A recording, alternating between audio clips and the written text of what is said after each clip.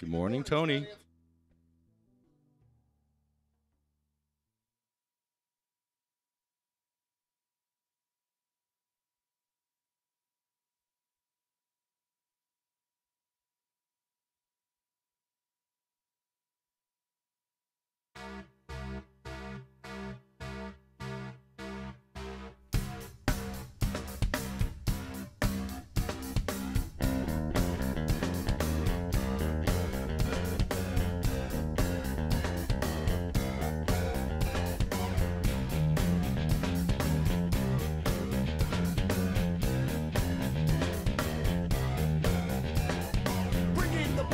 I'm gonna get mine. Don't do the crime if you can't do the time. Don't tell me how you're off and down. When you're smiling in my face, but you play me like a clown and you fool, bitch. So just step back.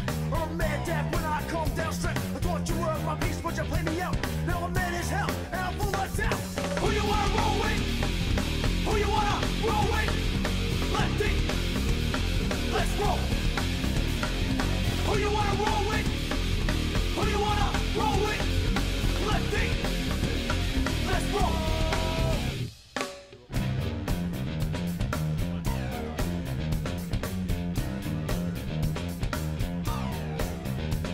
I'm back on the scene, it's time to get mean. I'm a mean revolution machine. For what people stay, they sway. For today is good as any day. Y'all feel slightly this, let's resist. Raise your fist and pump like this. Hey. Promises all the time. Don't cross the line, but you know it's no F-bomb. Who you wanna roll with? Who you wanna roll with? Lefty, let's roll. Who you wanna roll with? Who you wanna roll with? Lefty, let's roll.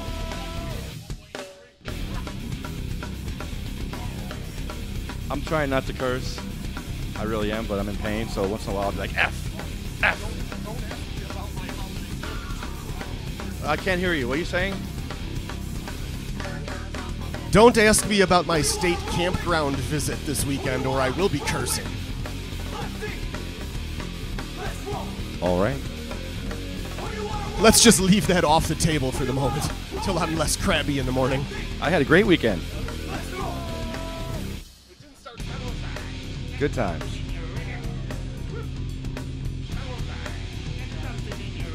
I don't know.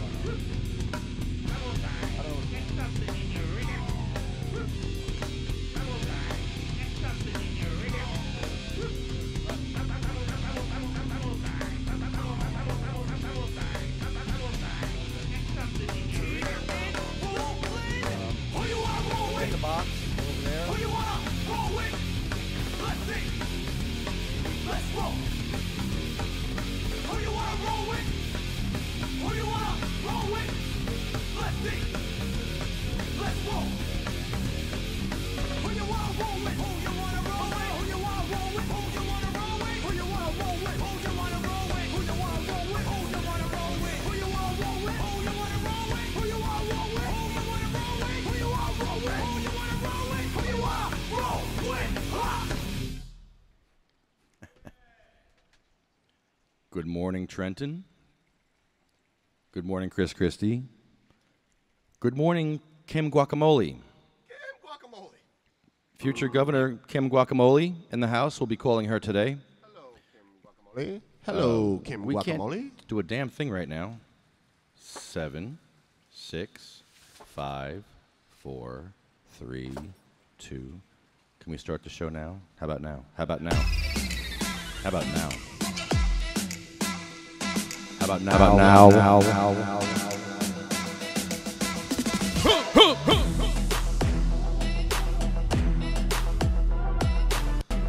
Welcome to the Ignorance is No Excuse podcast, coming to you live from Trenton, New Jersey,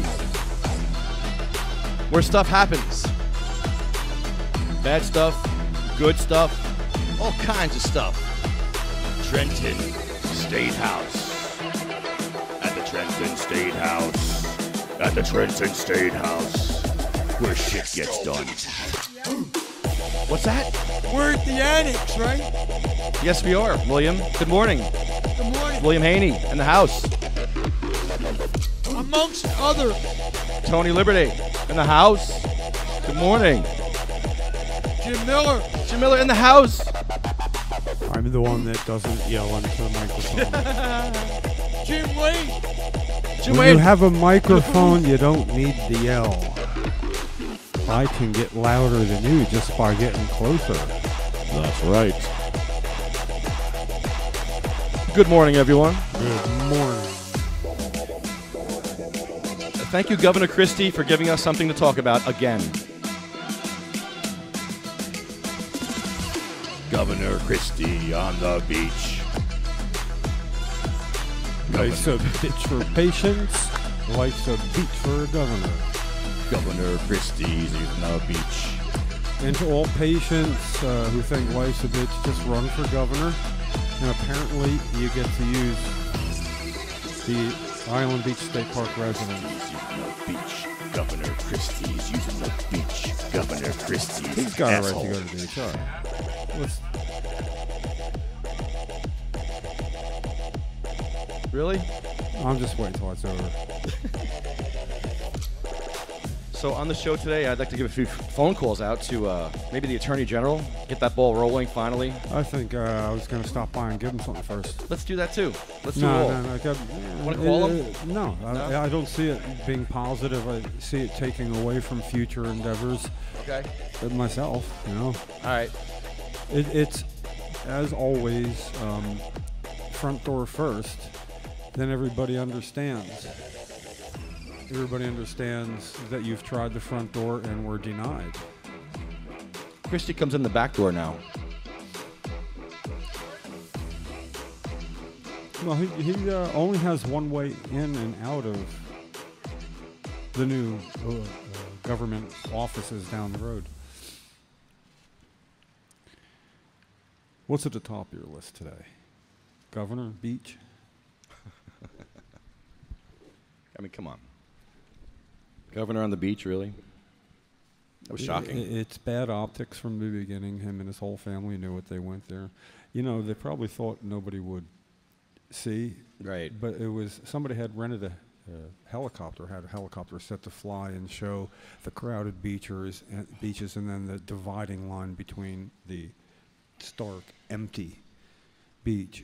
And then he thought, no. The governor signed out for a few hours or doesn't have anything on his schedule in the middle of the day. So they've continued on down and got those pictures. And since those are the only pictures I've seen, I'm thinking that's the only reason we know about it. Nonetheless, Yes. it just looks bad. And I applaud him, though, because I'm hoping 15%. And that's not a tax rate I'd like. I mean, it is. If I paid taxes. But I'm not, because I'm old and I don't work. But with all that being said, 15% is what I hope his approval rating will be when he leaves office. 15%. Let's go for 12. Well, sure, I'd like it to be less. Yeah, let's get down at single digits. Yeah, I like that idea, Tony. Well, it's new ground every time it goes down a little bit. So he's tied, I think, with Jim Florio now, perhaps a point lower. I know Jim's rooting for him. You know. But see, the thing is, he raised the sales tax from 6 to 7 cents. That got Governor Florio's unpopularity, besides the part about taxing toilet paper. He took some pretty good jokes for that. I mean, who wouldn't have a joke for that, right? The things you can't afford to do if you pay too many taxes. However, it's Brendan Byrne instituted the sales tax. We had none before him, so that got him his unpopularity. Governor Christie managed to surpass them without raising the sales tax, which seemed to be the hot button issue. And everybody seems to be okay with the 23-cent hike in the tax on gas. And if somebody might be wondering, what does any of this have to do with cannabis, because we're a cannabis-related podcast, it's that we don't like Chris Christie. And we don't like him mostly for what he's done that has affected patients' lives adversely, and his refusal to have an open conversation about things he'd rather not discuss publicly when it has to do with cannabis. So, you know, he's one of the rare exceptions if it's going to bring up one of his shortcomings, we're going to do it. And with all that, he says he loves us showing up. He does. That's what he says. Yeah. Well, then he's going to be happy that I'm going to have to start getting here way earlier because Lefty and I spent a little time in front of his office this morning with the same sign that's sitting right up front about let's get really serious. Cannabis can lower opioid abuse. And it's not being discussed, and I'm not hearing it come up anywhere except through us and people we know when we're trying to make a point. Why am I not hearing about it on the news? Why am I not hearing about it in any legislative content? Why us? I mean, if this is the most important health epidemic since AIDS, and some would argue it since it's killed more people than AIDS at its height, that if that was the measure, then it would equal or surpass that. And if this is true, why would we not be hearing about it? I find that frightening.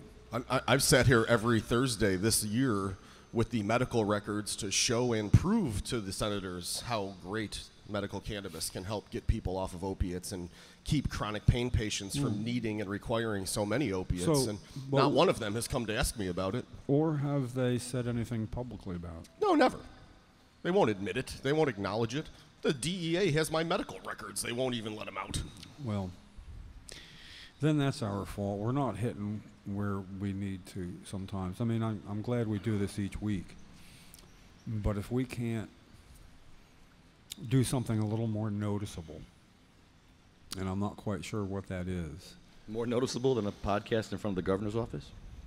The bath and the fountain? Is that what we need to do? They're becoming sort of immune to it. I mean, something where we have complaints that are similar for the administration, various legislators, and the Department of Health. Perhaps on a Saturday, because it's more for the public than for the people in the buildings that would be the object of our discontent, that we have mass representation, not by the numbers of people here. There could be one person here. It could be one person in front of the Department of Health, or it could be one person in front of any legislative office who should be doing something but isn't. And if we're not hearing marijuana, cannabis, pot, weed, when it has to do with the biggest threat to health nationally and in the state of New Jersey, the opioid epidemic, ask anybody. This is not my contention. This is, I'm going with theirs, that this is it. And if it is, why are we not hearing about this?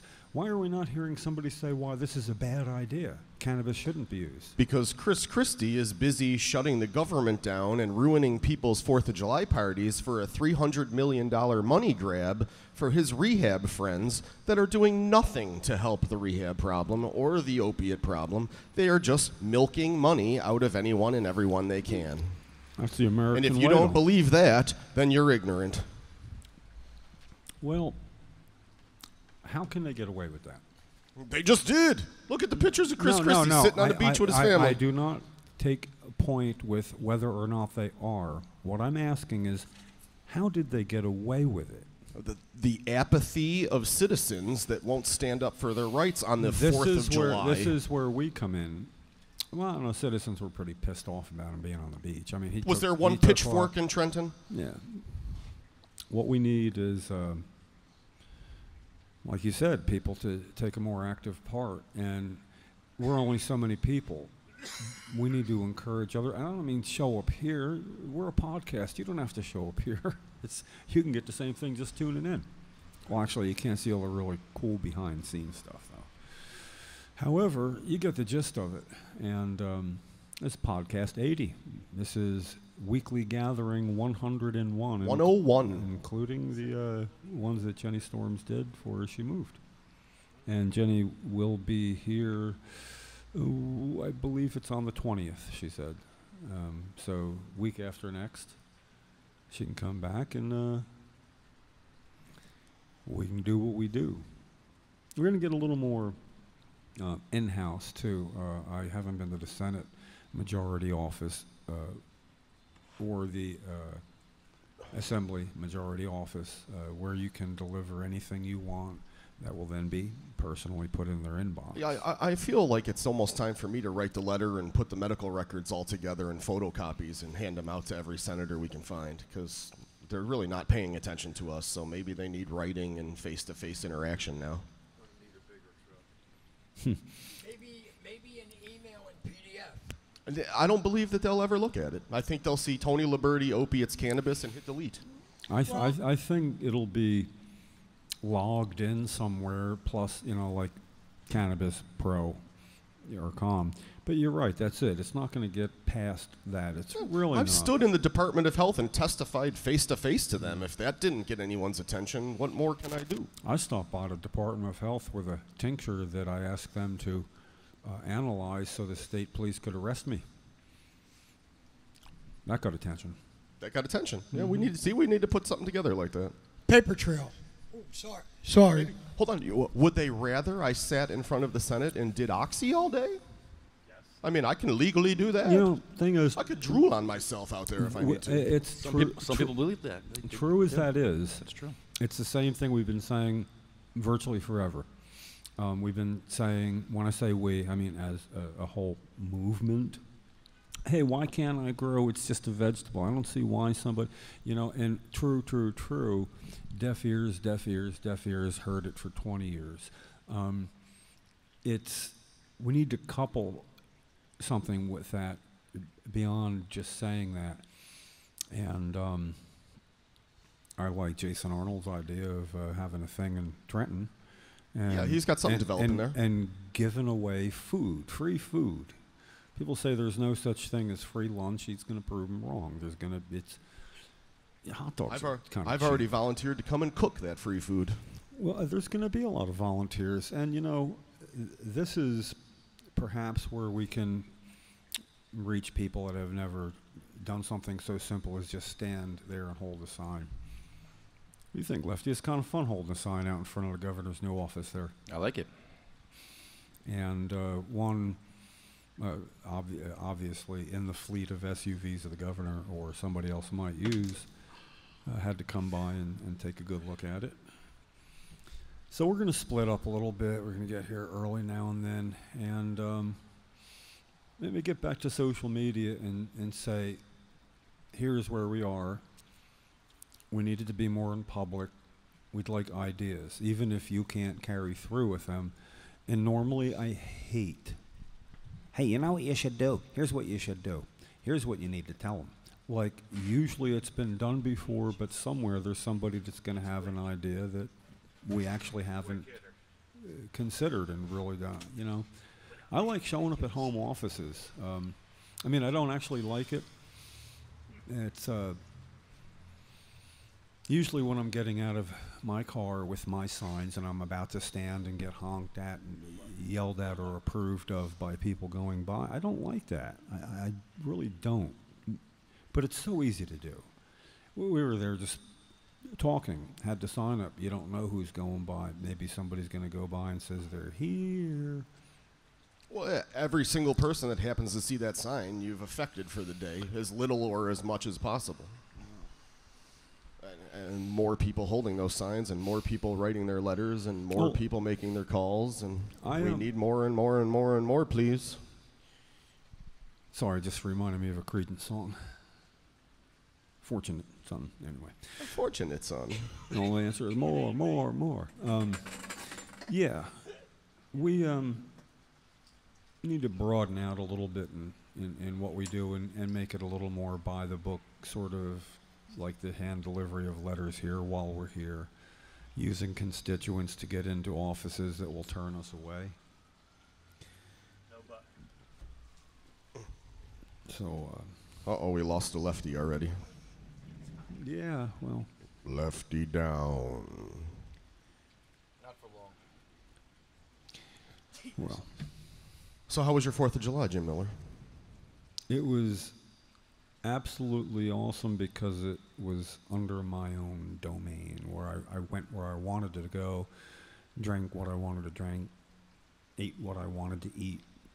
And I've been trying to eat sensibly at least 2 nights out of 3, and not recreational eat, which is when it's, would you like more? Hell yeah, it's really good, but I'm okay.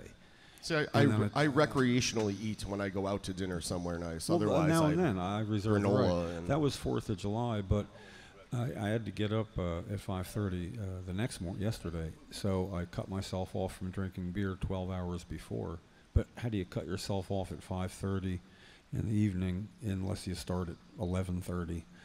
And I had a beer an hour on an empty stomach till dinner, and then I ate as much as I wanted, and it was really, really good. It was with family, small, and I studied fun facts about the 4th of July before, just in case anything came up. I'd look pretty damn Just so smart. you're full of knowledge. Well, I mean about stuff like, you know, our national anthem. Francis Scott Key wrote it. When? What was the battle? What was the war? What was the setting? You know, I mean, the words are from an old English drinking song from the 17th. I mean, the music, the melody. He was a good lyricist, didn't know much about music. So he put it to an old drinking song, which people were familiar with even in the States. And we love that song so much that nobody knows the second stanza. Come on. You know, so I thought if the more I knew, that would make me more patriotic than other people that don't know that much about it. You didn't accuse NPR of posting propaganda when they posted the Declaration of Independence, did you? That was interesting. Did you see that? Listen, I got to look something up here real quick. So, talk about anything cannabis for a second. So I set up my campsite and was getting ready to enjoy the 4th of July weekend. And a state park where I had paid good money to reserve my campsite, my beloved campsites. When the state police, or the state park police came and told us that we had to leave and we would not be getting refunds and that we would need to spend more money for a new campsite because Christie had decided to close the government down all over rehab money. Ooh, did that anger me. Ooh, did I say that angered me, Christie? Sounds a little like church lady, but you know, I get your point. I love church lady. Yes, we did make it up on the 4th. Thank you to the Jamersons. The Jamerson family had a Jamerson jam, and it was an excellent 4th of July. Thank you, folks. See you next year.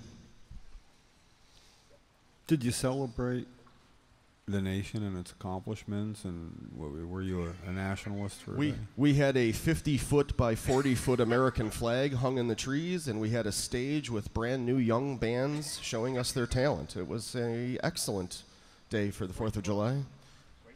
Steak, caviar. Well, there you go. It was the Jamersons made up for Christie ruining my campsites. Sounds like that was at least as good. It might have improved the day. I mean, yeah, it sounds like a pretty good day. It was an improvement, yeah.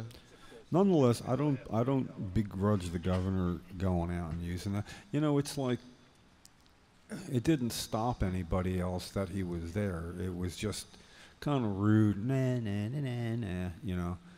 Him sitting on the beach? Yeah, well, I thought it was ignorant. Of course, he was sitting on the beach because somebody else shut down the government. He just wanted something to sign, and he wasn't getting anything to sign. So he sat back, and made Democratic, Steve Sweeney and Speaker Prieto of the Assembly try to make them the bad guys, and he was just fulfilling family obligations, and I don't know. If I had a list of things that piss me off about him, and some are things that he's not doing that he could do by virtue of omission, it can just like be so much worse than that. Having to pack my campsite up at Wharton State Forest and go home because they needed money that they could have had by selling cannabis legally to keep people out of rehab with the cannabis made me very angry. Yeah. Well, I just think that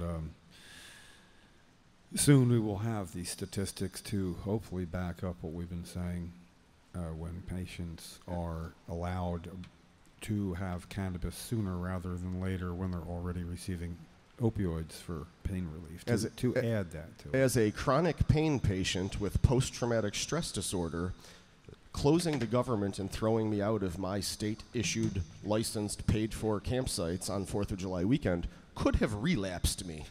Could have relapsed many type people like that. by upsetting them and throwing them out of their campsites they paid for and waited for all year to enjoy with their friends.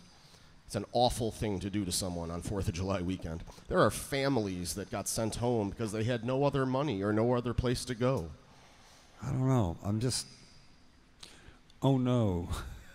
I'm sorry. I wish maybe it's because it didn't affect me at all. You weren't at your campsite enjoying your holiday weekend, then told to leave by the police at 10 a.m. But I was at places where it was more crowded because people couldn't get into the parks. Also effective. There was people that didn't need to be there because they should have been at their campsites. There were also some people who had weddings planned. Yeah, there was someone that had a wedding. No, that's some serious stuff. Parks and I got enjoyed my canceled. weekend still. Imagine if your wedding got canceled because of this. See, now there you could hook me for that connection. That literally happened. I'd really like to know if his children and his wife are embarrassed to be related to him.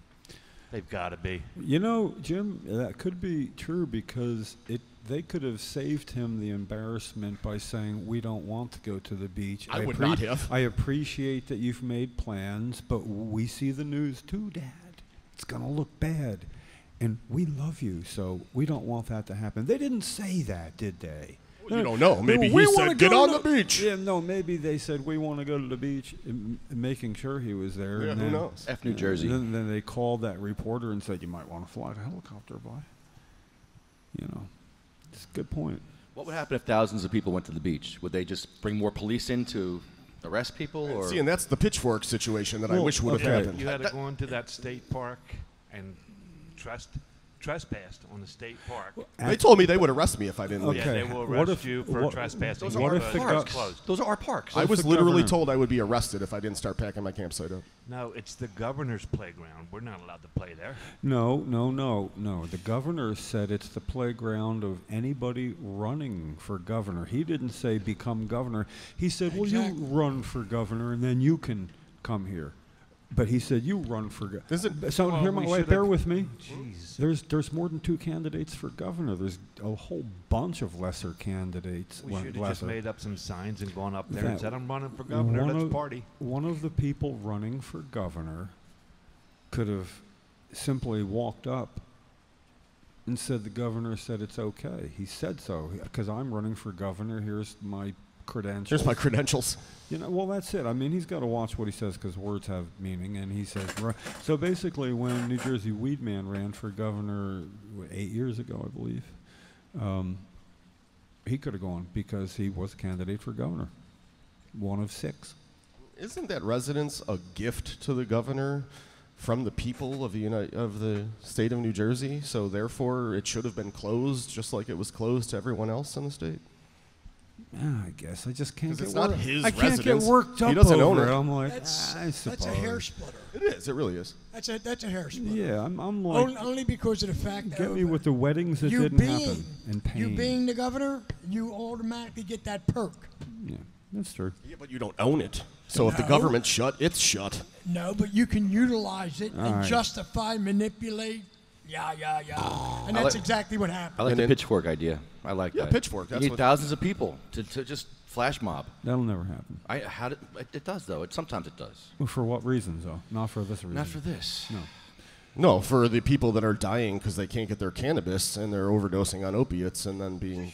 No, I'm just saying the reasons people have gotten thousands of people together, if it affects their bottom line, their money, It's always about their money, family. This is it. I mean, unions come out, they get people come out, and they power numbers and all, but it's basically affecting them. I had to pay for You know. campsites I didn't need. That's money. I know. And I'll reimburse you some if you Will you? just shut up. You keep talking. I'm going to keep going. Cannabis. Yeah, there cannabis. you go. All right. I'm done. I Well, vented. No, hang on. Well, I listen. didn't curse yet. Let's just stop. That's well, good. We're Doing supposed to good. call Joe Rullo. He's a candidate for governor this year. Well, he was. Well, he was running for the Republican nomination, Yeah. but he's not now. No, we're supposed to give him a call. I'd like to know what he thinks about Governor Christie's beach thing and what his plans are in the future. I think he's making some oil. What's Joe doing otherwise? I mean, what is... Something with oil, CBD oil. He's doing something. I want to ask him about that. I don't know what's going on with that there. He took it that extra step. ran for the Republican nomination for governor, he didn't just say, you know what you should do or what somebody should do. So I admire people that do that. Ken Wolski ran for United States Senate. Weed man, he's run for pretty much everything you can run for. Mike Alonzo. Mike Alonzo. Jim Miller. Jim Miller, that's right. What'd you run for?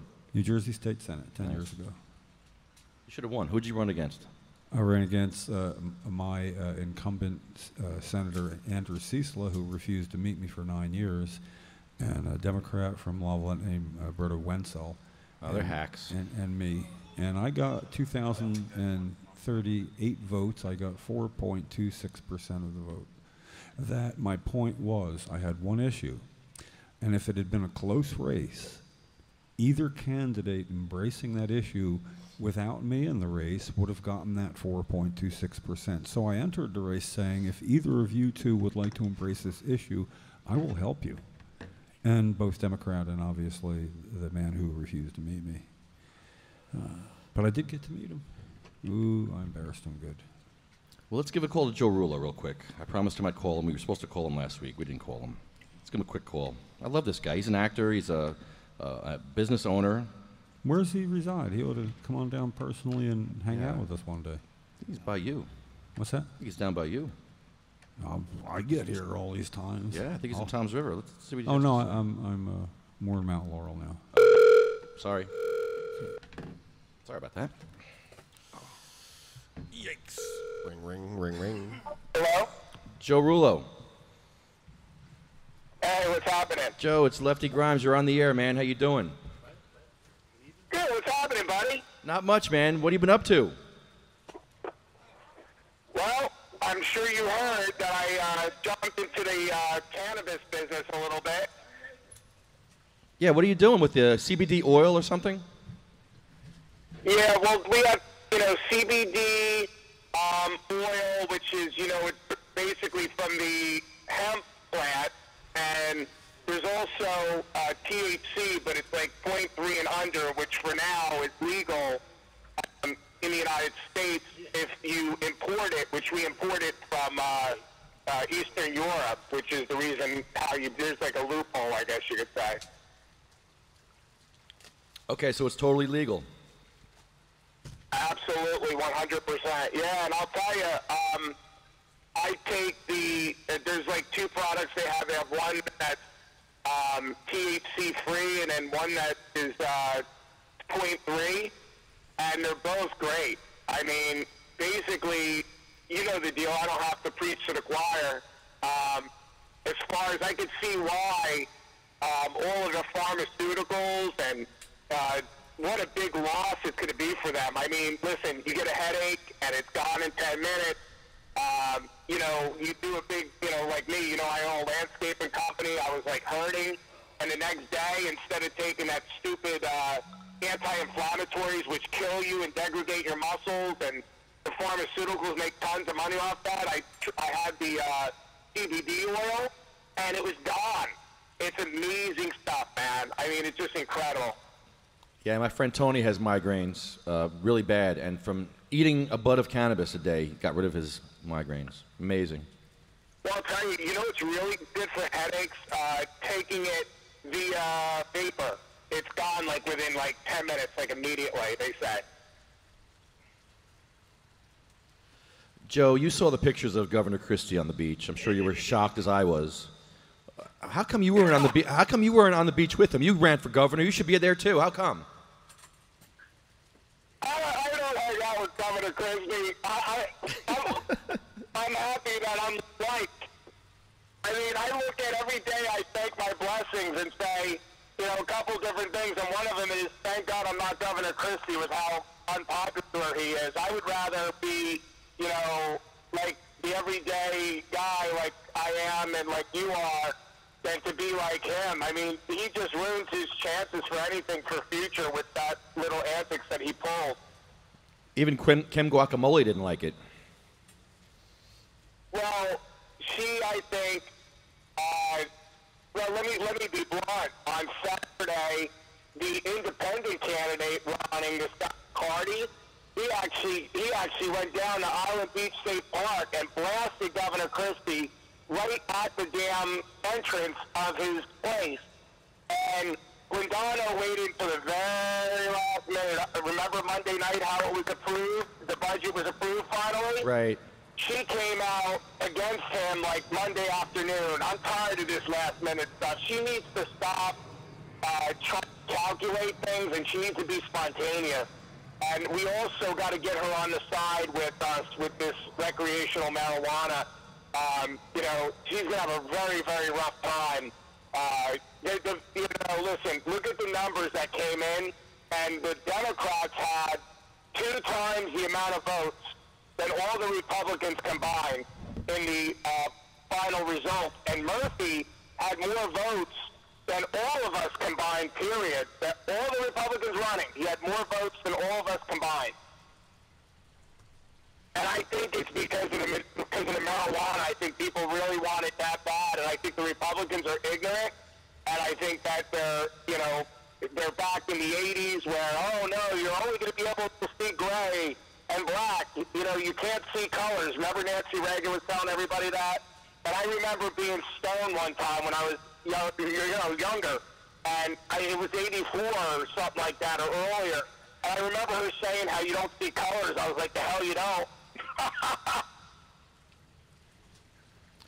We need Republicans like Mike Alonso in office. He's the man. I mean, listen, I've done a lot of work in that area, and I think that he absolutely has the framework, but the problem is he's got Jose Arango, who sells out the Democrats, and, since the beginning, we both knew that, and now that he's on the line, there's a certain deal that's cut. I'm sure that Jose wants Kim to win, but I'm sure he's probably already sold us out because he probably gets jobs in different perks and things like that from the existing Hudson County government. You know how it works, man. I got a secret weapon, Joe, and I'm not going to say it on the air, but I'm going to help Mike Alonso win, and I want you to help us. We want to go to Cynthia McKnight's. Let's go to her office, Cynthia McKnight's office. We want to topple her. She's the incumbent. We want her.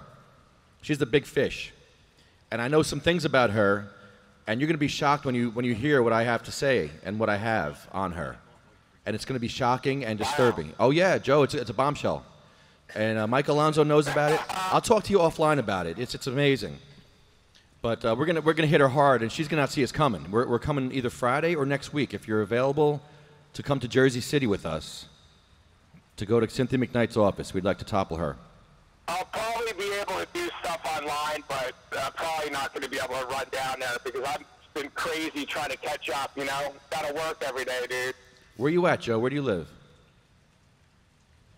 Ocean County in Little Lake Harbor. Oh, okay. Okay. But, what I was going to say was, my reach on Facebook is hundreds of thousands. So when we put this together, I'll release it all over the internet. That's basically, depending on, I couldn't even imagine all the corruption that goes on in Hudson County. My biggest concern is I think that Jose Arango, the chairman, who, Mike Alonso has never really gotten along with, I just don't think he's going to do anything to help him. And I think he's going to throw him under the bus, Big mistake, because he has Sativa Cross and a bunch of cannabis activists in his corner. And what's great about Mike is he's willing to go out and smoke cannabis in public to show people what cannabis can do for MS, because he has multiple sclerosis. And he's suffering as a patient, and he's going to bring attention to this issue. He can get a lot of press doing that, for sure. Big time. This could be a race where the pranksterism it's can heavily help. Democratic, and I'm assuming they're all supporting the agenda of recreational marijuana. The Alonso race could be a race where we could see some sativa cross action and some pranksterism that might actually help affect a race, I think. Yeah. Oh, yeah. We're going to be smoking cannabis in the hood in Jersey City. In the hood. Let me tell you, and I mean it when I say it, that, they did not want him to be the candidate that won by default. I know. And This is and great, the Joe. Republican, yeah, I'm sure that Jose Arango doesn't even talk to him. Okay, I want to go to his office then. I want to see him. I'm going to meet with him. Jose Arango. I would. Award-winning And journalist. I would talk to Mike, too. Well, talk to Mike and see if he's done anything. And if he hasn't talked to him since the very beginning, then forget about it. I mean, where he needs to win this as well. Look, I came in, second place in, where is it, Bayonne, is because I, was all over the internet. That's what he's got to do. He's got to get on the internet everywhere, period. Yeah, he has an amazing opportunity. Something I didn't do is he's got to raise money. I didn't raise much. I would have won. We only lost by, remember that guy, Sting? He spent $1.3 million and he only beat me by like 8,000 votes, and I beat him in 5 counties. I mean, that's ridiculous, isn't it? Yeah, it's amazing. Grassroots, man. I beat him in Bayonne, and he spent $1.3 million for the race. That's so embarrassing. Yeah, that's pretty sad. But what Mike Alonso, it really is. Mike Alonso has a film crew and an editing crew at his disposal for free, so that charge is covered. We have video covered, which is a huge charge. We have some signs made up. We're ready to go.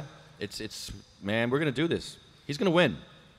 You got to start getting out the internet now because people aren't paying attention, but they're going to start paying attention. Yep. I told him we have to start this like And it's yesterday. Yep. Oh, that was nasty. And I don't know if he's raising any money or not. He's got Jack helping him, which Jack is pretty sharp. That Jack is one of his campaign managers, I think, right? Jack. Oh yeah, that's right. Yes. Yeah, he's pretty good. And then, like I said, I can guarantee you that Jose Arango has got a deal cut, and I'm sure he wants Kim to win because he's, got his job already. But if Kim doesn't win, he says, well, I was a good old boy when it came to, Michael Alonso's race, and remember that? And to him, it's a benefit whether we win or we lose. He hedges his bet either way, Joe, how does this work? Mike Alonso's on the same ticket as Kim Guacamole. Is there a chance for him to have a meeting with her and to talk about strategy as a party, or is that something that they do normally? I'm surprised that she hasn't reached out to him, period. Really? Let's be honest. Let's be honest. I mean, I have, probably close to 100,000 people that follow me, and not that they voted, but the bottom line is they probably will be voting in the general campaign, and she hasn't reached out to me, and I'm significantly more influential than Mike would be in one, county, and she hasn't reached out to me. I think she's avoiding, Trumpers and Trumpettes, and she's avoiding anybody that's for marijuana like we are. That's my opinion. Joe, I have her personal phone number. You should call her on the line. I've been calling her. She's been calling me back, leaving me messages on my phone and calling me back. She calls you back? Yes. Wow. So we'll call her again. Maybe today we'll call her. Lefty got a call. She probably knows it's you, so she doesn't pick it up, and then she calls you back, figuring you're not going to pick up. Yeah, she can't hear me. She claims she can't hear me when I'm talking to her, though. Funny how that works. What? What did you say? But you can Well, hear the her. these CBDs enhance the crispness of the audio of your ears. Yes, I feel it already. My mind is very crisp. And the audio specifically, I mean, it makes you hear a lot better. Yes. Depending on how much THC is, sometimes you're hearing things that aren't there, but that's okay. I was at a drum circle on 4th of July, and I was really high, and I thought I heard bass too, but it was just drums. If they talk, just don't talk back to them. Yeah. Well, Joe, thank you so much for coming on. I appreciate it. Anytime, man. Call me every week. We'll do an update. Okay, cool. Yeah, because we're going to get this Mike Alonso campaign going, and whatever we can do to help him, I want to do it. So let's do this. Yeah, I'll be all over. Once you guys start putting together, videos and all that stuff, I'll be sharing it all over the place. Whatever you need. Joe, I got a question. One more question. Who's the bigger douche, Christie McKnight or Kim Guacamole?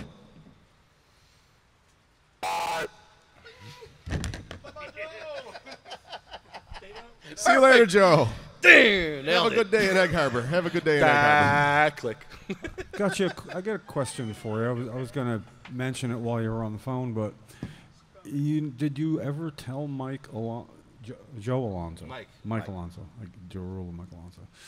You ever tell Mike Alonso that he should give Lieutenant Governor a call because you suggested that she talk to him, but you can't stop with that and rely on her to get in touch with him. Yeah, you shouldn't be waiting for her to call him. The thing is, if Mike got back and said, I got in touch with her, but she hasn't returned my call or whatever, that would mean something. But at this point, if he got in touch with her and mentioned that you had left a message, well, yes. I kind of left it. You were given a long one after saying you'd keep it short, 20 minutes. Like her to get to the end of the actual thing, but it was very easy request. Would you talk to Mike Alonso, who is a Republican as well? A running mate. So he's on the state ticket. Yes. She's the head of the state ticket. On different sides of the issue, though. She's against legal cannabis. He's for legal cannabis, and there's a disconnect here. And there is also common ground, which is what you have to identify as much as a disconnect. Because common ground is where you can see if they have the courage of their convictions or not. And with her, common ground would be Lieutenant Governor has expressed support for decriminalization. But saying you support something and supporting something are two entirely different things. Yeah, we've learned that. So basically, if she says she supports it, the next question could be, how has that support manifested itself, tangibly speaking? And I would imagine it would only benefit her campaign to come out in favor of cannabis to help the opiate crisis in the state of New Jersey. If she knew enough about it. And if she said that and meant it, if she I knew think enough she'd have about the race it, sewn and up. Mike Alonso could get an appointment, say, Lefty, I got an appointment, and then you could beg him to please make sure it centers around this, where she has really no good footing, that if this could save people's lives, should she not embrace it? Not just be okay with it, but embrace it. If this is the biggest public health issue ever, everything has to be on the table. And this is just what really bothers me, is it's not. It's not. Reach New Jersey, nothing about cannabis. It can help. So I think Lieutenant Governor would be wise to look into it. I would have hoped that she would say, I support decriminalization, get a bill to the governor's desk. He will not sign it. But if he goes out of town and hasn't vetoed it, I'll sign it while he's away. Well, she'd never have to do that. That would not happen. But if she said she would sign a bill decriminalizing cannabis, if she said she would sign a bill if it got to the governor's desk and he went out of town, she could say that. She won't, but she could. Still, where else is she going to gain ground? I mean, she has to know this is an uphill battle for her and a downhill coast for Phil Murphy. So she's going to have to separate herself a little bit better than just saying she would have not gone to the beach like the governor did. She was so willing to say something about that, but it doesn't really matter. She has a chance to be a vocal proponent as the lieutenant governor on any issue. And decrim, then, if she wants to be for decriminalization, she should be for it. But all she's ever done is replied that she supports it. She's never actually said that of her own volition. She never led off with that or brought it up herself. So a little dubious at best. politically expedient. Dubious. Yeah. I agree. Yeah. I just try to use a different word every day, that I normally don't. Dubious was today's, apparently. Yeah. Is there an undubious? Indubiously? Yeah, well, being a cannabis consumer and them being called dubious is, She's dubious on the doobies issue. well, it's dubious. Indubitably. I got nothing. Undoubtedly. Undoubtedly. She's undoubtedly dubious. So- Undoubtedly unstudious. Do you know She's apathetic. we're going to have to be more visible at the Department of Health now and then. The only time we gathered there, I went over and talked to whoever it was there that said, well, we'd reach common ground on where we could be, and it was good enough for us. We had nowhere else to be. We were boxed out of everything here, so we had to go somewhere. And it was good to be at the Department of Health, but with the power that Kathleen Bennett has to go with the recommendations that the advisory panel made for the additions to the list of acceptable indications for getting a card in New Jersey. All these good things were recommended. Just about everything that had a petition, except for, I think, asthma and something. Yeah, there was one other one. I forget what it was. Wasn't anxiety, though. Anxiety, No, I think that was. that in was there. recommended. And that could do a lot of people good. I mean, anxiety, it doesn't have to specifically be post-traumatic stress then. It can be just anxiety in general. No, and anxiety can be crippling for people. That's what I hear. For whatever reason, it doesn't really matter if you have it and suffer from it. But it's the opiate abuse, what's it called? The opiate Opiate abuse use disorder or something like that, disorder. yeah. Opiate I should know that. I abuse testified for it. disorder, yeah. That one is big because in light of everything that we know about the power of cannabis to work in connection and synergy and tandem with opiates, keeping that lower rather than higher, that's the goal. I'm to lower. steadily at the lowest daily opiate use in a dozen years because I have the right cannabis medicines to take every day. So happy it's a common story. You can't hear enough about that because to some degree it works just about for everybody with no real bad effects. People, Yeah, very little. It's not either or. It's not It's really- opiates or cannabis. They work together. It's an adjunct medicine. Yeah, I find for like the very serious chronic pain patients, you've got to have reliable access to proper strains. People got to find the strains that work for them, and you have to have reliable access for the ACDC, the high CBD strains or the high CBG strains, and then you got to make them into edibles, and then you need to take them every day. Well, this may be You're going to get off of daily opiates. It may be a function of the current medical marijuana program. If legalization were to happen in New Jersey, the state's going to want to have places where people can buy, therefore they make money. Whether or not home grows in, they're going to make money.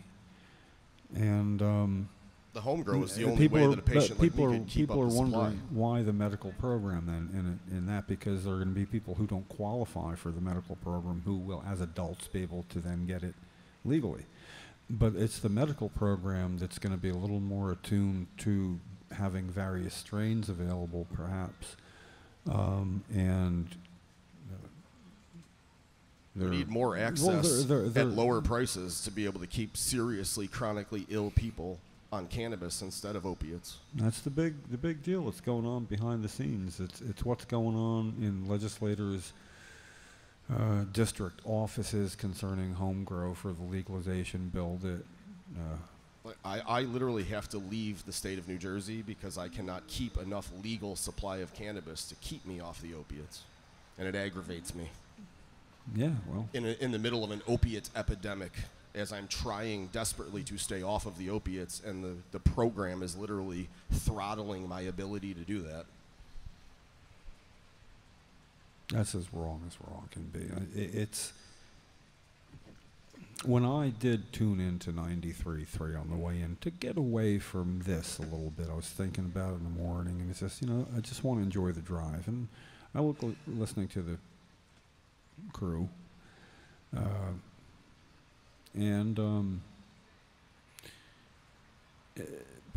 Preston and Steve, along with Casey and Nick and whoever else is on their crew there, what were they talking about but this, the opiate crisis? They hardly, and it wasn't for making jokes, and they had a guest on, and it was brown and white. Does anybody know what that means?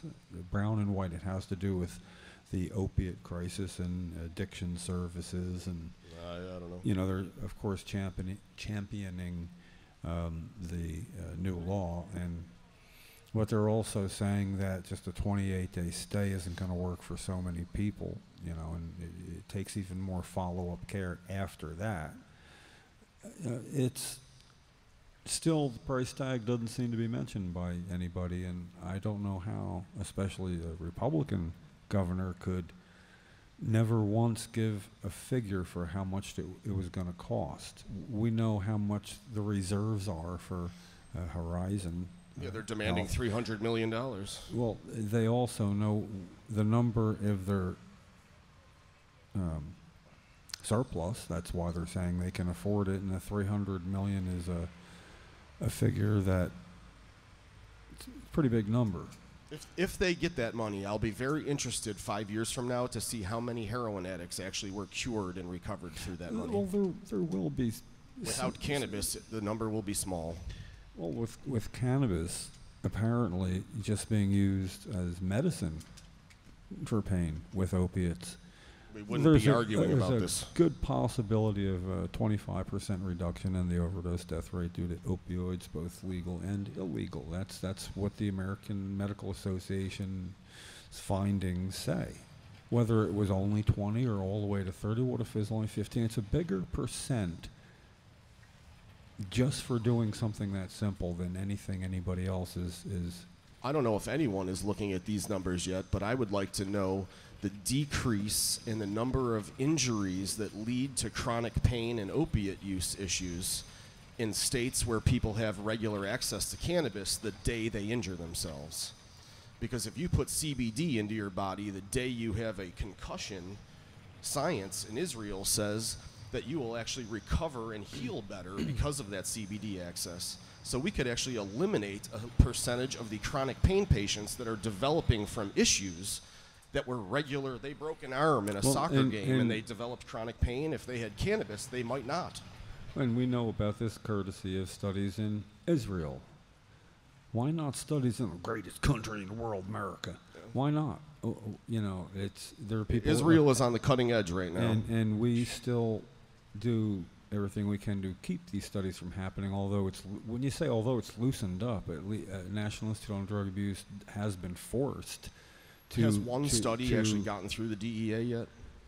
Well, it's the National Institute on Drug Abuse that actually is the one that says yes or no to the study material, and they traditionally say no if it's for medical efficacy to find out how well it works. Yeah, it's got to be for abuse. I believe it was Dr. Ethan Russo, a neurologist from Missoula, Montana, I believe that is. He wanted to study migraines and cannabis, how it could help them, and he was turned down by the National Institute on Drug Abuse for the study material, that the government's only legal supply, which is necessary for whatever's. And I've never seen that cannabis that they give, but I doubt it's going to be helpful. I have, and it's not necessarily. It keeps people from being arrested, but nonetheless, what Dr. Russo wanted to do was to do a very small study in migraine patients, and was refused. He, less than a year later, applied virtually the same protocol to show that it would have a negative effect, and they okayed it. So he then did the tests, and it was not a success because it did not show a negative effect that he set out to show. You see, he was just jerking them around. Because studies are gonna show what they show regardless of what your intent is. That's the purpose. But it was a really small study, like 9 patients or something. So, of course, it isn't considered proof, but even a small study indicates that further study is necessary with larger and a much larger study group. And you just can't do it. Not till recently, but in Israel, I had the pleasure of talking to Dr. Raphael Meshulam in Virginia at a conference. And he's the man that discovered THC in 1963, 2, something like that. So he discovered it, and I had a chance to talk to him about that. And he told me that they were doing studies on head trauma. I love how he talks. Head trauma. Trauma. Because that mimics a stroke. And unlike a stroke, where you can't tell when it began exactly. Head trauma, you can. And they were, at the time, he said, about to put in vaporizers in 50 ambulances. And that they would treat severe head trauma with that as well. Should be the first medication that a patient is given with a head trauma. Because they were saying if it was within 90 minutes that you could avoid what otherwise would normally become a permanent disability of some sort. But a life story. But they were allowed to do it, and that just impressed me on one hand that Israel could do that, and it kind of pissed me off that, you know, it's as stacked a deck as it can be here for people who need this to happen. But there's rumors that the U.S. is funding that research over in Israel. That would really piss me off. They're facts. I say rumors because I don't know. Well, that would be fake news now, not rumors. No, that's why I say rumors. I don't know that, but no, we call that fake news, not rumors. Fake news tells you that, Tony. Fake news? We are not fake news. We are as real as news gets. I try to be as real as I can. And when it's catch me slipping, call me out. Well, we try to reference when we say something when we can, and when not, as you just did say, it's a rumor. So, you know. Someone may know that's a fact. I don't know that, though. Worth looking into, probably. Maybe Lefty can call someone about that. He does like to call people. He does. He does. But it's just when you call somebody, that's just like me flipping up a hood on a car if it won't start. I have no idea what I'm looking at. So I don't flip up the hood. But if he's I don't even pretend. But if he's going to call somebody, he has better success when it's part of a plan. And when it's kept moderately shortened to a point with very little room for somebody to dance. And I thought he did well with the lieutenant governor being okay with the message that... Short of the 5-minute messages. We just would like her to discuss this with a Republican who is running for the state assembly as a Republican, so apparently he did get the nomination. He did, as far as I know, yeah. Otherwise... what good would he be to us? I like Mike Alonso. He's a great guy. The fact that he had the nerve to do this all and actually run is incredible to me. Well, to be able to get the nod from your party to represent in the district, you know, I don't even know anything about the race. Is it an uphill battle for him? Is he a throwaway candidate that has a chance to at least make a point? I think he can make a point, absolutely. Oh, no, he does. Lefty, he has that chance. Lefty is the better man to answer from the Bayonne corner. I down in South Jersey only hear through Lefty, so he's a better man for those questions.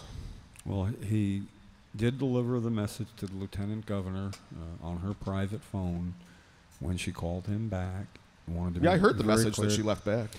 Yeah, well, then, if his reply, which it was for her to have conversation with Mike Alonso. She was very cordial on the message. If Mike Alonso gets in touch with her, she'd kind of have to talk to him about this. And it sounds like he's the kind of guy who would be able to ask the right questions. I think so, yeah. As long as he ties it in at every opportunity to the opioid crisis.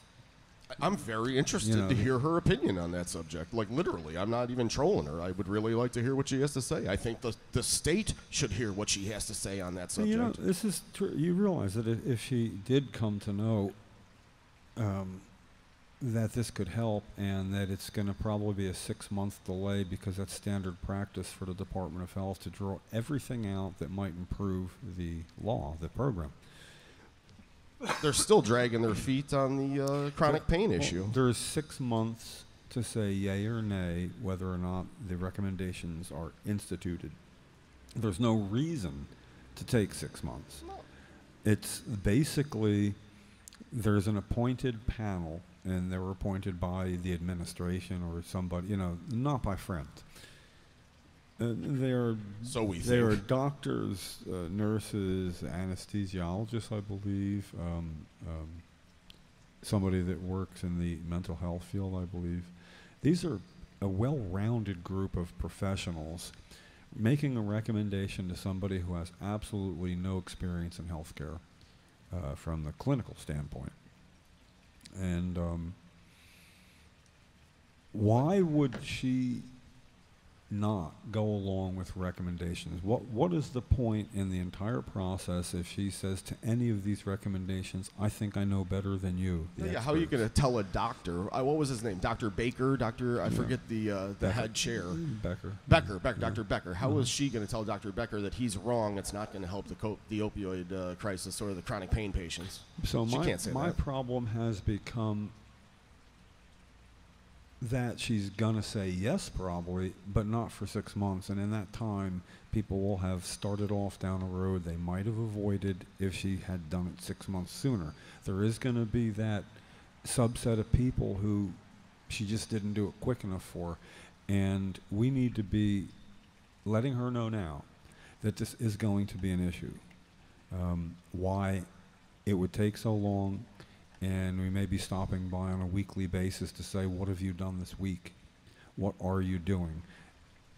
And in the end, you're going to have to file an information request through the OPRA, Open Public Records Act, to see when did they work on this. Yeah, we want to see the homework. Well, it's the recommendations are in. I had to show my homework in high school. It was painfully tedious, years overdue. The recommendations are in. She needs to weigh in sooner rather than later. Otherwise, people will die. So she's going to be People complicit. are dying. Well, specific people will die because she didn't act soon enough. If she takes 6 months to go with the obvious, which is the experts are the experts, and she is not.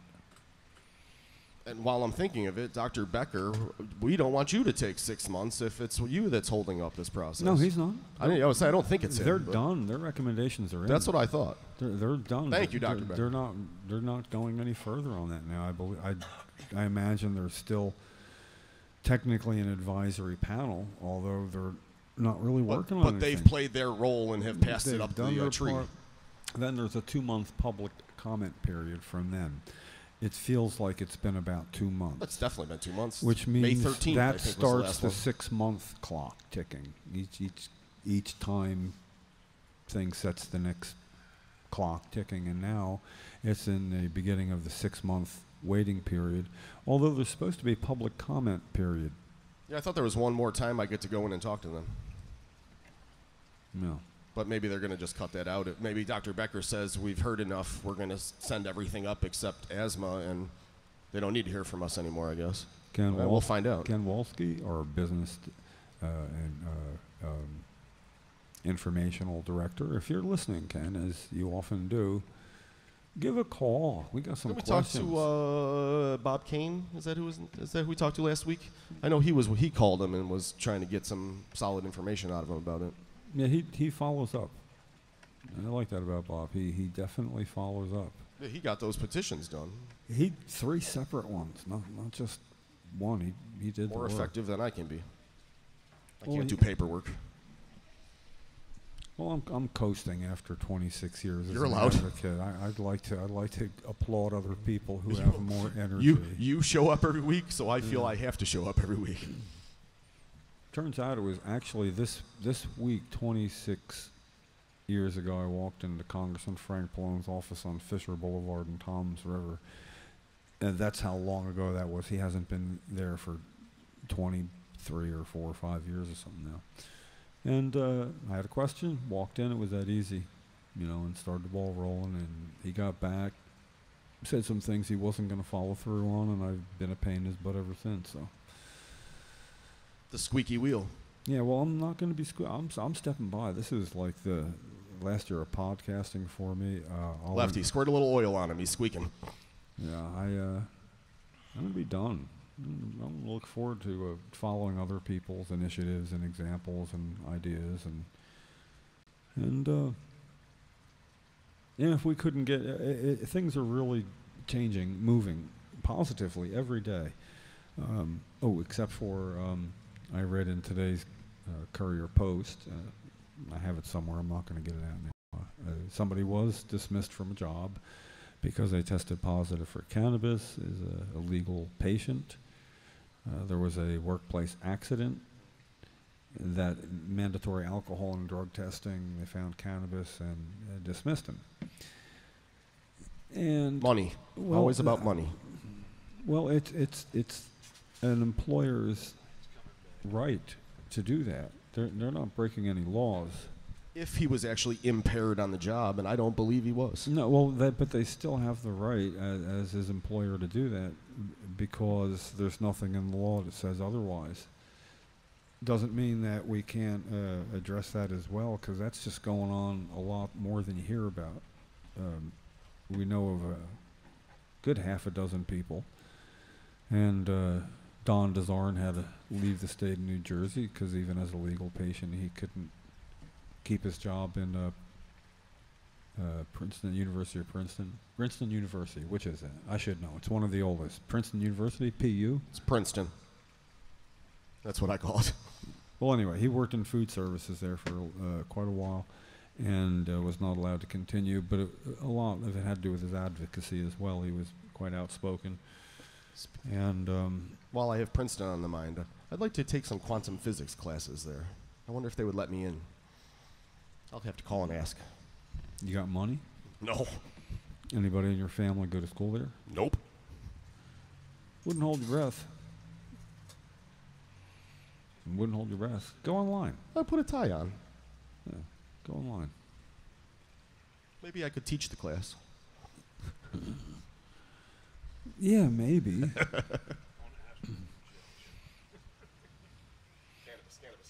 Yeah, I just thought of two stories I can't really tell that.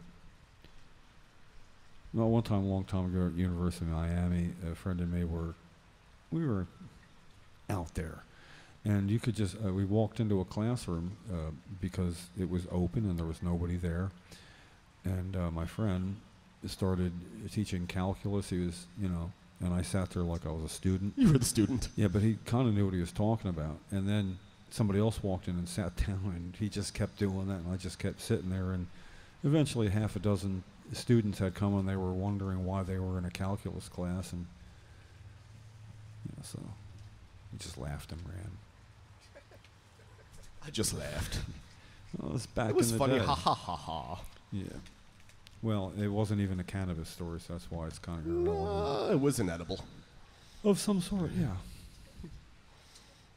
I call them spice cakes. It was harmless. Harmless fun is. You got to keep in mind that was like 1970. So it was like those kind of times. Wasn't me. It was peer pressure. Yes was playing in the background. I was in college. This is what people Perpetual in college change. did. Anyway, here we are now, all those years later, but still taking part. Taking part. It's a big thing.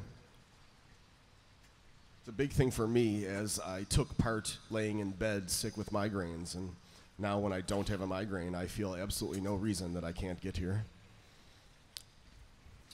It's nice when you come back from something a little bit like that. And look at the podcast mate there laying on the ground thinking, it's changed, but it's always been a little negative. Lefty, you get good spells now and then, you just nod your head or not. Yes. Does it ever go the other direction? Or Do is you it ever just feel like better, Lefty? I saw Lefty was drinking a little this weekend even. It must have been hurting. I've tried everything. I've tried. That's not good. Did we just? Oh, there you go. I tried everything this weekend. I tried muscle relaxers, opiates. I even tried an opiate. Didn't help. Opiates don't help my sciatic pain anyway. Nerve blockers help. Neurontin, gabapentin. Ooh, I hate those drugs for me. They Terrible work for me. for my sciatica. My arm pain is not helped by anything, which boggles my mind. And I've doubled my Neurontin. Doubled it, which is, I don't like that crap. But what do? I'm going to try acupuncture. I'm going to try different things. Are you eating raw AC/DC every day? No. Every day? I eat it every day. And I dance like a maniac, and I used to hurt like you do. Yeah. I have CBD pills, so I have to take 3 of those a day. Well, at least you're putting CBD in it. I didn't take them today. You didn't? See, and I take the whole plant You try every any day that I can. any topicals on the arm? Where in the arm does it hurt? Like your funny bone. When you hit your funny bone, Yeah. that's what it's like. And Try- it doesn't. And it doesn't go away. Try It's not, brutal. not that it's going to help, but try a topical compound. Oh, look, here comes our news, Do you want to, our news director. do you want to rub your shoulder down with the holy oil? Yes. Ken, take my seat. I just refilled the holy oil bottle today. The holy anointing oil. But What is it we were just wondering, and I opined that Ken would know. He would know, and he Yeah, showed but up. what were we... Oh, yeah, was that what do we want to know? Uh-oh, we forgot. Rewind. Rewind the tape. That might take a while. That might take a little while. I'm not sure we can do that. What did we need Ken to know? How... What was... Oh, I know the stat. I don't think that was it, though. The stat I wanted was how many fewer percentage of people that don't end up chronic pain patients from injuries. But that's what's not what we were talking about for Ken. though. It's going to be hard to find. Yeah, that will be difficult. It's new statistics that no one's keeping yet. It did used to be, when we started doing this in 2014, it was just about every week something would happen to talk about. Some weeks nothing would be new the next week, but almost always there's something in the paper, an opinion, things to be considered that I'm reading about. Pretty much every time I pick up the paper. We got another one here. Saved by the bell in our news. Ken, you can sit director. here if you want. Okay. Yeah, headphones here, sir. You don't have a microphone stand. Yeah, no microphone Yeah, stand for you. I don't even have one here. I don't even. We need We need some repairs. Yeah, we're due. Welcome, Ken Wolski, to the show. Hello, everybody. Were you listening on the way over? No. Okay, No, because I was saying, give a call. If you're listening, there was something. It was Something what is we that would just- statistic? Where is Ken Wolski? And now we don't remember what it was. There's so many things going on.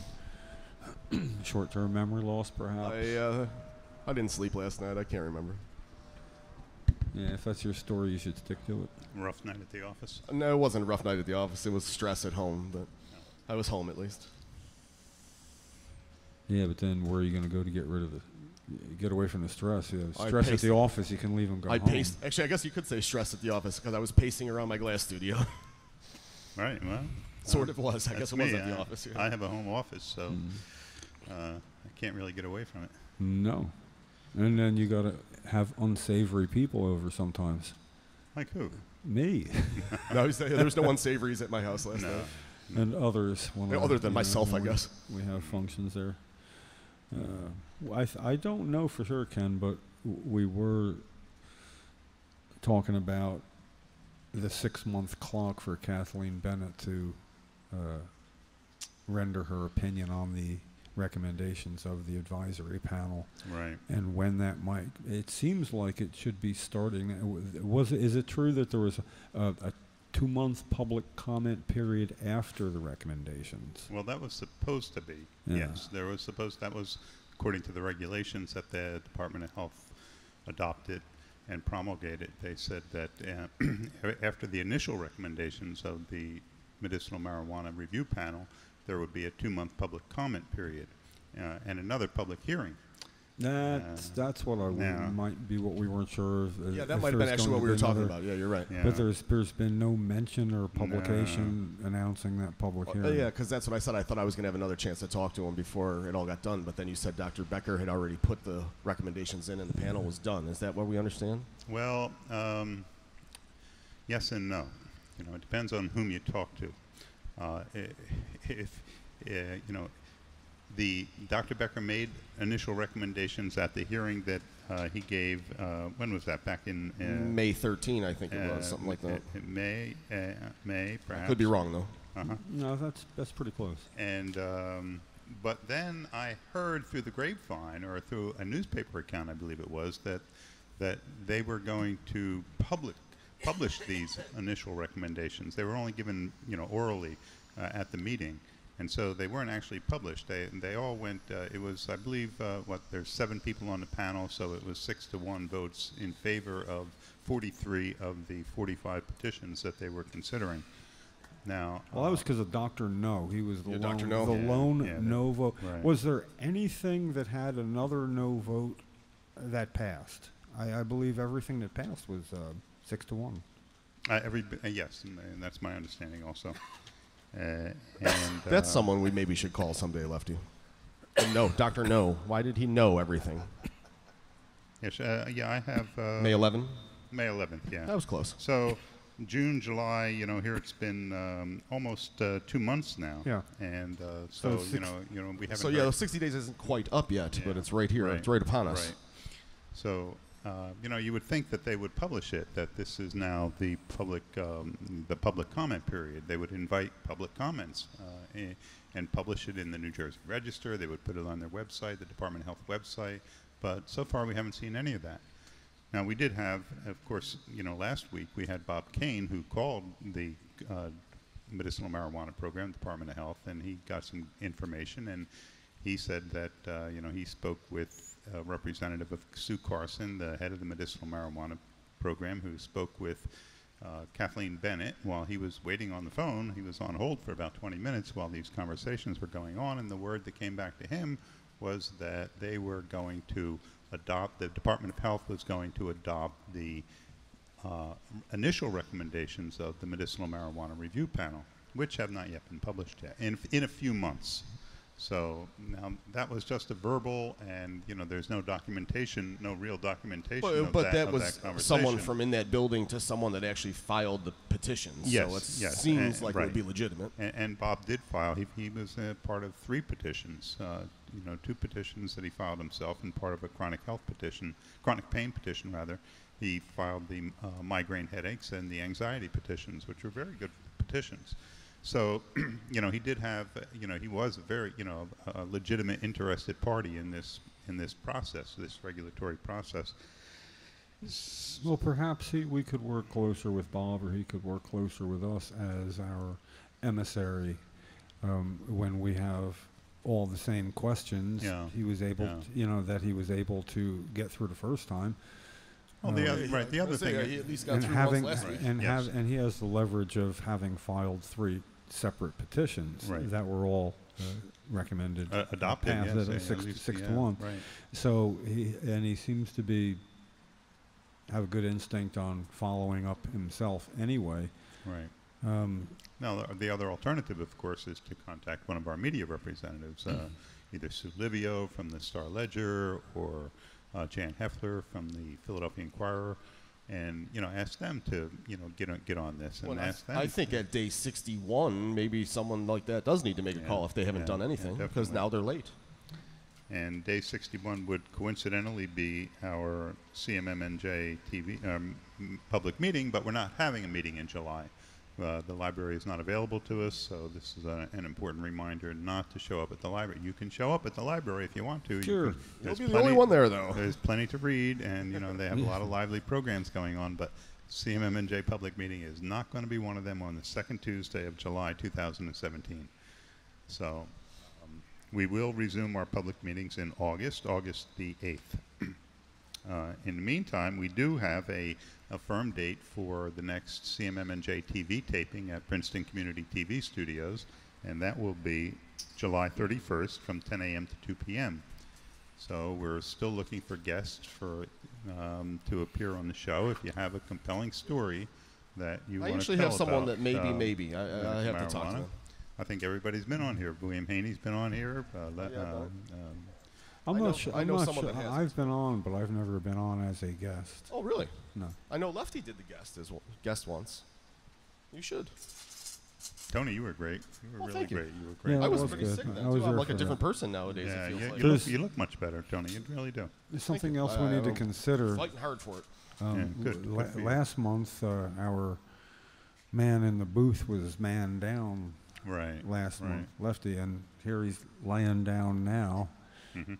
So I'm thinking, this is really out of my range to really help, but if there was two people that could combine to do 3/4 of what Lefty does, we might need a plan B. As long as he can lay there and tell me what to do, I certainly can do it. Oh yeah, Lefty, Oh. could you lay down like this in a studio and maybe we could have mirrors? I could hold up a mirror. I'm sure we could figure it out. Tony, want to come to that? Yeah, I'll show up. Yeah, That'd be the the real 31st, that'd 10 be the real 10 o'clock? story. That'd be great. Yeah, Come and yeah. participate. Lefty can show you the board, and we can do a follow-up interview if you like too. Ooh. How exciting. Yeah, I can get up for a few minutes. It's just I have to lay down every once in a Yeah. while. That's all. Just gets too you much. you do your thing, man. Yeah. No, If what the board crashes, just talk me through it. No, it's easy. It's just a matter of hitting camera 1, camera 2, camera 1, camera 2. Yeah. Camera 3 sometimes, which is him. Well, you make I'll actually enjoy it because I'll be able to tell my friends I'm a movie producer. you make it sound simple. He really is does make it simple. sound simple, doesn't he? I just found out why marijuana helps opioid withdrawals. Why is Why? that? Okay, so check it out. A person has a lifestyle, right? And so maybe they do strong coffee in the morning. Maybe they have their routines, right? And one of those routines that a lot of us set up for ourselves are those relief moments. Life So- is painful, and some people, that's the only thing that helps them. So let's say there was somebody who had such a habit, and you were trying to what they had to do was give up the relief moment. Well, with grass, hey, it's a walk in the park. I right? can see, Well, and I maybe didn't- not a walk in the park, but it's I didn't give up the relief. I changed the relief chemical to from opiates to cannabis, and there's still a trick in something there like that. with the addiction and with the mental part of the mental part of the addiction. I tricked myself with music and meditation, and so instead of going, I hurt, and I go to the opiate right away, I blocked that. I would smoke a little cannabis and meditate and listen to music. It was hard in the beginning, but it got easier and easier and easier, and now I don't even think about it. You should always try meditating sometimes. Yeah, I do every day. Without the grass. Oh, I do, absolutely. And it's analogous to quitting smoking. I think cigarette smoking was the most difficult thing I ever did in my life. Quitting cigarette smoking. Did it for 15 years, and the mind's a funny thing. It'll give you all these reasons why you should continue this addictive behavior even after the physical addiction is out of your after body. the physical part goes, the mental part can be hard for people. Now, some other people, the mental part's easy. The physical part is very difficult, and the cannabis seems to help both different ways. Right. It took several mental tricks for me to break. Well, and I broke first Cymbalta addiction, although they'll tell you that drug is not addictive, but it made me really sick when I stopped using it. Then after that, I stopped benzo addiction, Klonopins that I was on for years and years and years, and that was absolutely god-awful. Yeah, that's what I hear. And then the opiates, actually, after the benzos and the Cymbalta, the opiates were actually the easiest. Not easy at all, but the easiest of the three. How about that? Opium? Opiates. Opiates, Opioids, painkillers. yeah, painkillers. Opioids, yeah, whatever. I heard Valium and one of those other big painkillers. Xanax, Klonopin, those are all benzos. They're awful They're addiction. called opioids. No, those are not opioids. Those are Not- benzodiazepines. Oh no, not those guys. Percocet, Vicodin, Yeah, codeine, those are considered opioids. opioids. Yes, they are opium. Well, Oh, they are. synthetic opium. I see. Wow, how about that? Actually, hydrocodone, which is Vicodin, and codeine are actual natural opiates that come in the opiate plant. Those are they're parts of the opium tar. They're killers. Yeah, potent. Well, the morphine is what we used to give Oh, in yeah, the well, hospital. morphine is a natural also, yeah. The morphine, that's the concentrated opiate we used to give intravenously quite a bit in the ICU and CCUs when I They was would give me working Dilaudid those. when I had the migraines real bad, and they knocked them right out of me.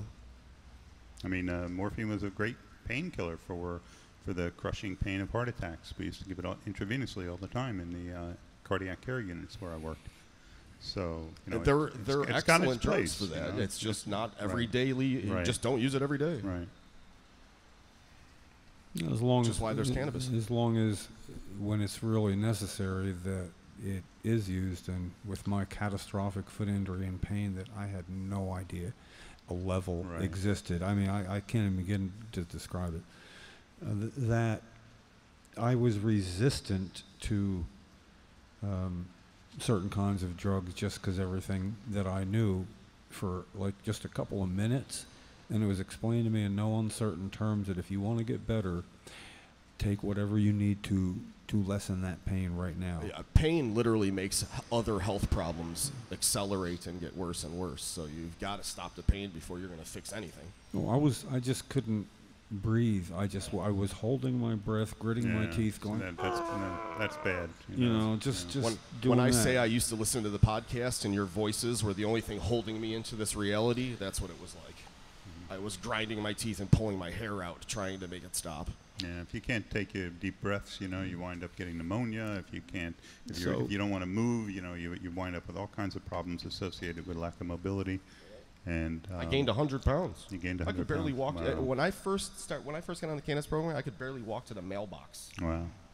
Yeah, when I was in the hospital for the last stay, it was 29 days. That's a long time to be in the hospital, apparently. Yeah, it sure is. That there was a degree of pain still that, you know, it would make it, when I say tolerable, I wouldn't be flexed all the time with pain. And what bothered me was the first time I got rid of pain in 29 days was in the parking lot after I was loaded into my friend's back seat, and he put a lit joint in my mouth. And we hadn't left. He still had to put a few things in the car, and by the time we reached the road out of the parking lot, I had my first pain relief. Now, while I was happy for the pain relief, it just really pissed me off that could have been so helpful in the hospital. And they would have thrown you out. If you would have stepped outside and they caught you using cannabis while you were inpatient at the hospital, more than likely they would throw you out. Absolutely. And matter how sick you are. whether you're legal or not, there's Well, yeah, nowhere- legal or not, and nowhere no to matter do how that. sick you are. Yeah, they maintain that all drugs given in a hospital have to come through the hospital pharmacy. Yeah. So they do not allow them. Yeah, I know a man that was literally actively dying with COPD, and we brought him in a Rice Krispie treat, and the doctor found out about it, and they literally almost threw him out. He died a day later. That's how sick he was. That sick. They were still going to throw him out. It was like he's dying. We gave him a Rice Krispie treat. No, Let the man be. We visited Jenny Storms in Jackson Hospital with 3 people visiting with coalition shirts on.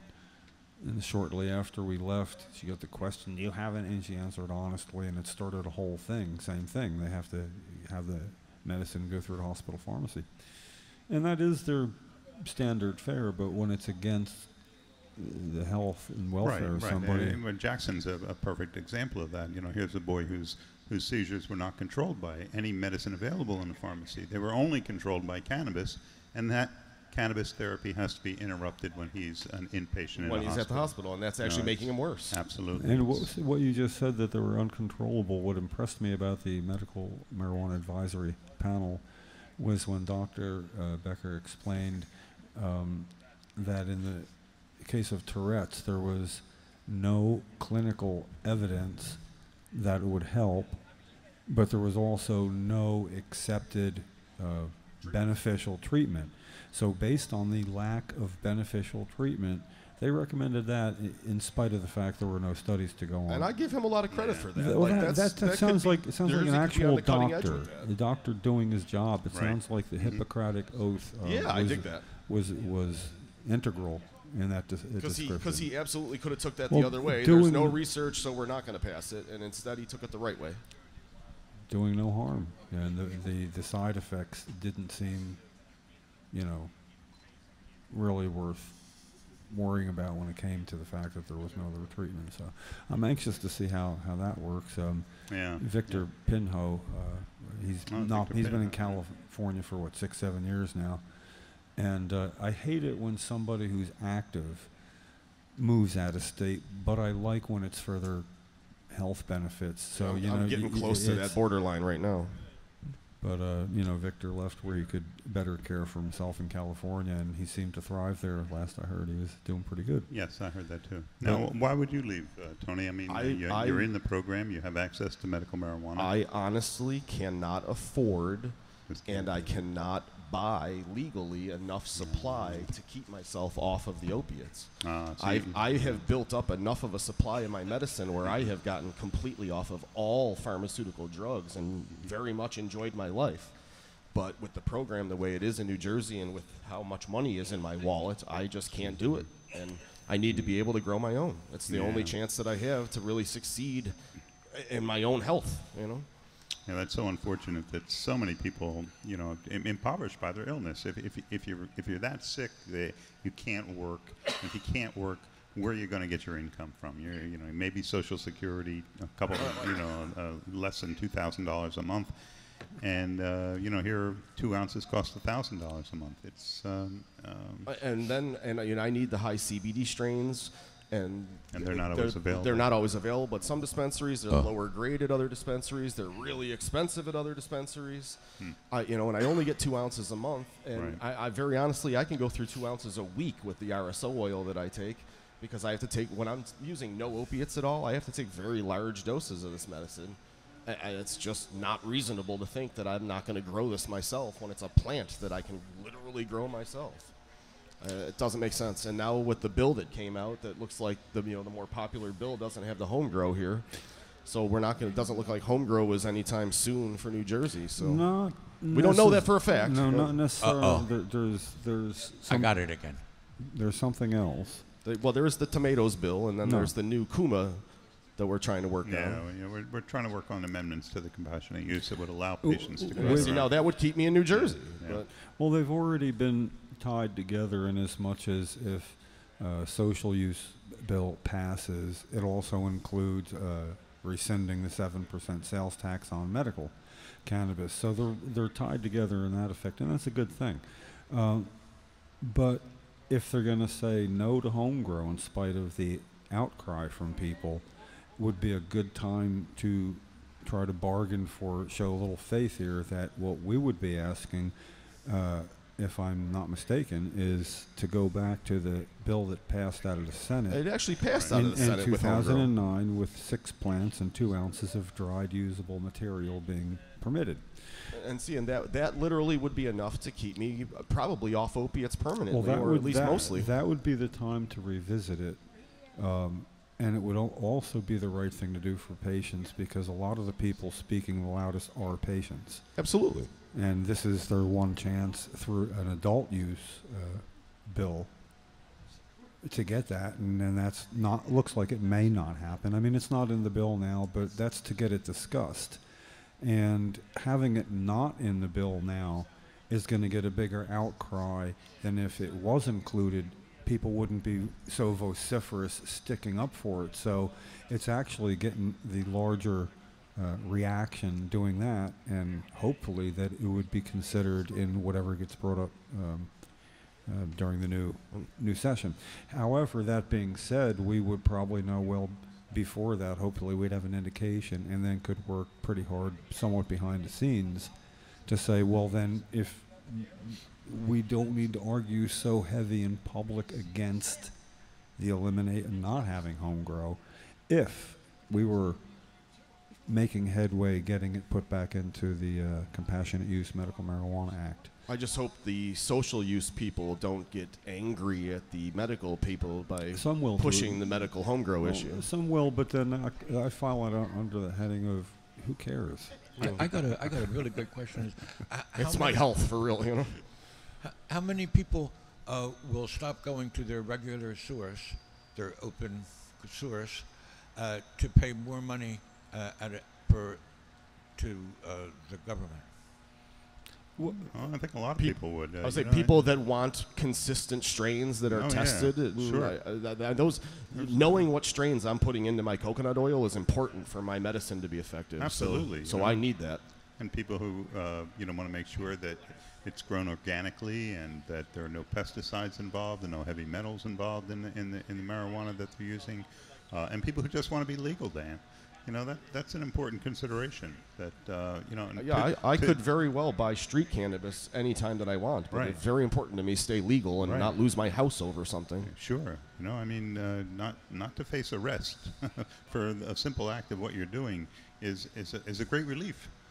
So a lot of poor, I gotta say it, a lot of poor people in the inner city, therefore, it's not going to affect the market flow. Well, the poor people. Now, that was what I argued at the Senate Judiciary Committee, that poor people are not going to be able to use it because they don't have a private place to use it. That's another issue, really. That is the ban on the public use of marijuana, which I considered most unfortunate for a number of reasons, and because it would most severely affect people who are not wealthy, do not have a private place to go and use it. Either they're homeless and they have no home at all, so any use of marijuana would be illegal for them, or they're on subsidized housing, and people on subsidized housing will get thrown out of their subsidized housing if they use marijuana in their subsidized housing. So I told Senator Scutari it was a cruel joke to those people to say marijuana is legal, but you can't use it in your apartment and you can't use it outside your apartment. What charge is it for simple possession after they pass the bill? After everything works out. Yeah, how will they charge somebody who's guilty of possession? Well, they're still working that out. But a lot of the penalties associated with marijuana are still going to be enforced. They're growing it. Right now, the homegrown. There are severe penalties for that. Begs another question to be asked. For you say one plant. If you grew one plant now, what would the penalty be, and is that going to be changed if it was legalized for adult social use? Well, like you were saying, obviously you couldn't, if home grow wasn't included, would at least the penalty be a little less harsh? Because it seems like you could just go to prison for one plant. Right. Yeah, I believe there's actually a mandatory minimum on one plant in New Jersey. So what I'm wondering, I'll find out. Is there some reduction? The federal government says $250,000 fine and 5 years in prison for a single plant. That's what it says on the federal level. So I'm just thinking that it might be better if it wasn't so harsh when it's a legal product, just not for you to grow your own. To grow one plant should be, I think, way less of a penalty. You would think, but not necessarily, Jim. No, I think somebody would be dragged kicking and screaming to that. It seems to be, and it might be.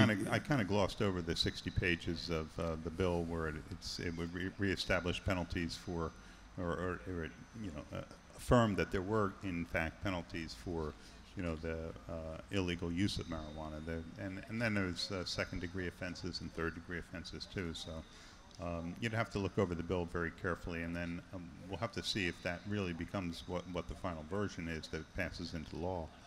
I don't know that I have a copy of it with me. 60 pages. See, this is where our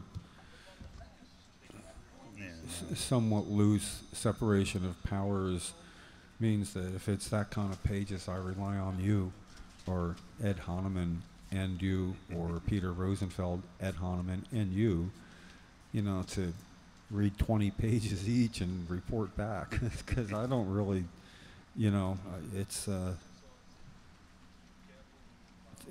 I just don't do that. So less than 10 plants is 3 to 5 years with $25,000 fine. Less than 10 plants is 3 to 5 years. That's about what it is now, I think. And there's a star on it, which I might think, mean mandatory. Yeah, with a 3 is the mandatory minimum star. So one plant has a 3-star mandatory minimum in the state of New Jersey right now. My problem with dividing lines. Is that what it is now? That's what it's at. Well, it's according to normal. Yeah, right? okay. If if normal's on What target. I'm saying is that should be certainly less. That's ridiculous. If a social adult use bill passes, and I believe it's not being dealt with, and it just seems like the penalties would be totally out of whack with the fact that it's legal, a legal product, just not legal to grow yourself. It shouldn't be under threat of taxpayer-funded incarceration. This is literally why I have to maybe go to California or west somewhere, because I can't afford to keep, nor can they even keep my medicine in stock at the legal stores. But I could go to mandatory minimum prison for 3 years if I grow one What about plant. Massachusetts? Why you could go to Massachusetts? Oh, well, I could. I just have family out west. Do you know where you could go? And this is a hot spot, too. A hot spot? Yes, because of the Japanese current coming up and going across Alaska. Well, Anchorage has the temperatures very similar to New Anchorage? Jersey. To New Jersey. I have family out on the San Juan Islands, which are part of that banana belt there, right below Anchorage. Cool. Someplace I'll end up again. Yeah, that's so neat. But the problem is right next to that temperate climate, it just goes bingo right through the roof, up into. You mean like in the Arctic below Circle? and stuff? They it's grow right there. Alaskan thunder truck up there. Yeah, they got to go up the mountain. Thunder truck. That was good. Yeah, that was good. William Haney, Alaskan thunder truck. Thunder. Anyway, so Ken, what else have we got? There's news going on. Great editorial on Sunday's paper, July 2nd, from the Times. Stop wasting money on pot arrests. Nice. It said that arresting people for marijuana offenses is crazy, given that we're on the cusp of legalization. And it mentions that our policemen arrest someone for possession of marijuana every 22 minutes on average. Just that's way too many. Yeah. Especially if it includes me one day. It's gonna be a whole new ball game, Yeah, the arrests under Governor Christie have increased. Well, the police resources would be redirected then. I mean, Sure. this would be a really good thing. Yeah, they'd be able to do more important things with their resources. Well, I think we're going to be hearing a lot more discussion about it as we get closer to the election day in November. Now, was this one of the people we knew that they're talking about? Carol, a 90-pound HIV patient, said she may have weeks to live, called police about newborn raccoons in her Bergen County house. Is that our Carol by any chance, Lefty? I don't know.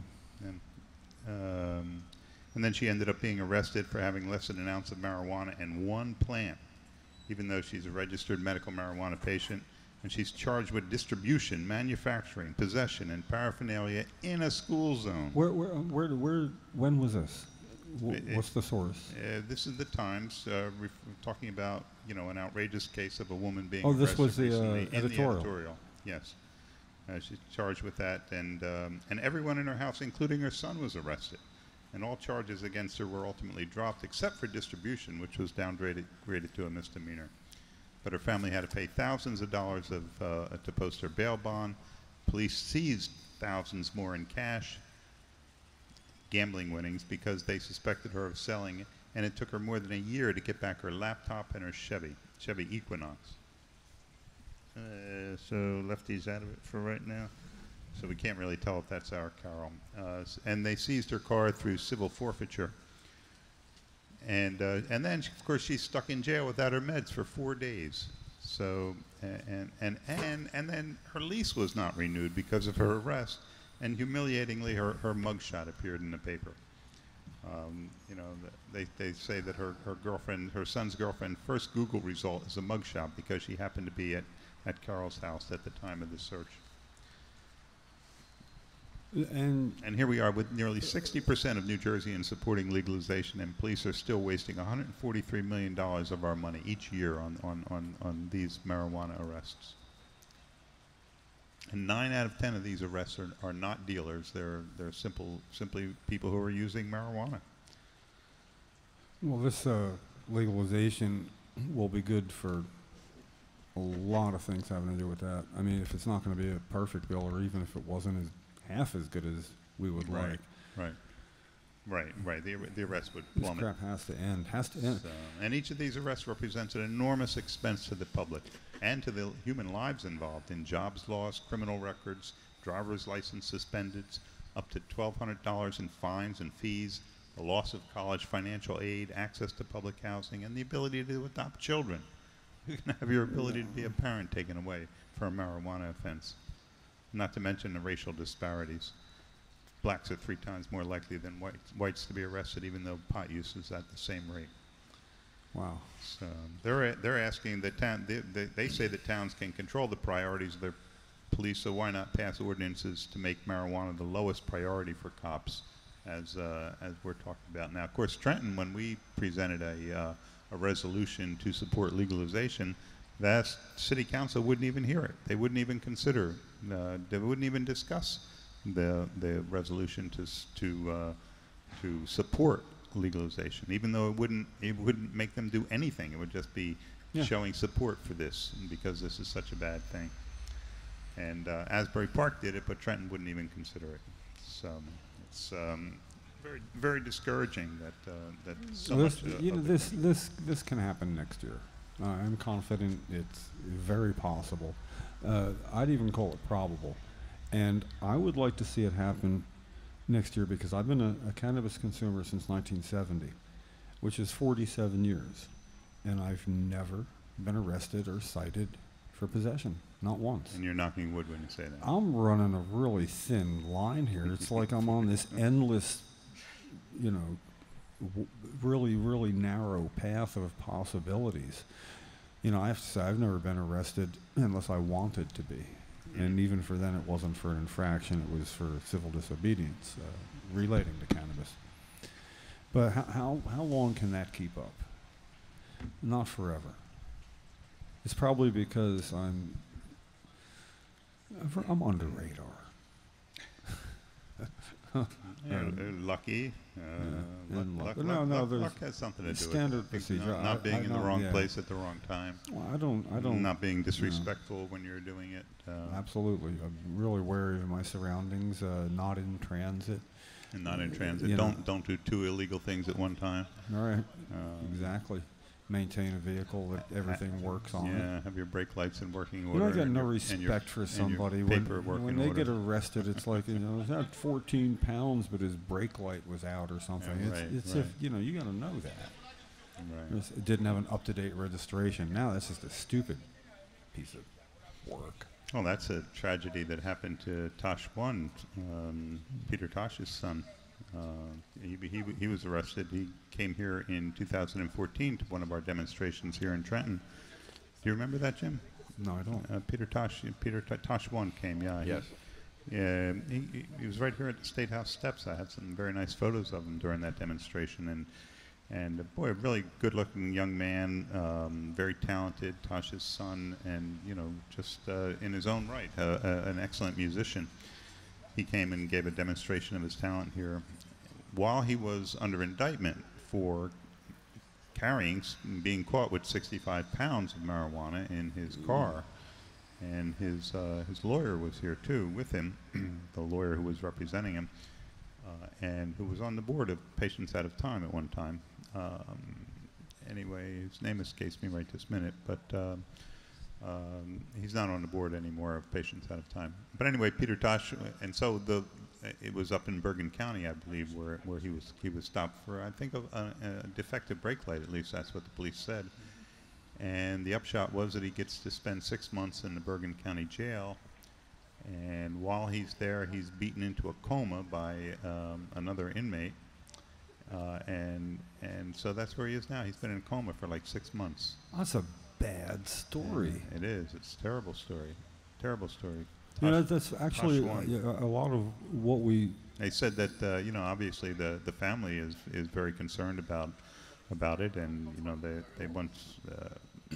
they said that the guards said that it happened in 10 seconds. The assault was started and over before they could react and protect him. But here, we have and he's a Rastafarian. He was using this marijuana for religious purposes. And so here we arrest this person for doing this. We destroy his sacrament. We throw him in prison, and then we fail to even protect him when he's in jail. He wasn't in prison. He was in a county jail. And now he's in a coma because of that. It's a tragic story, Jim. Tragic.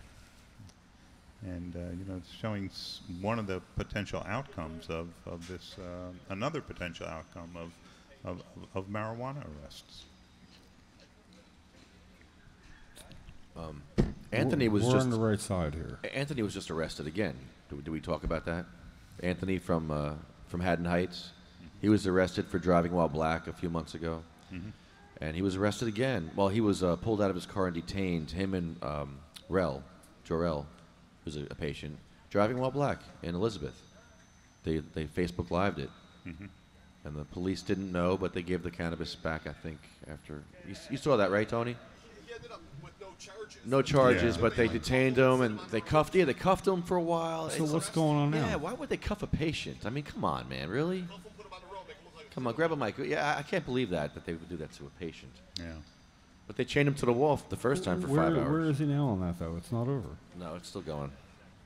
Why? I thought it should have been disposed of by Did he now. plead? Did he had to pay a fine or no, Tony? Do you know? I forget. We should give him a call.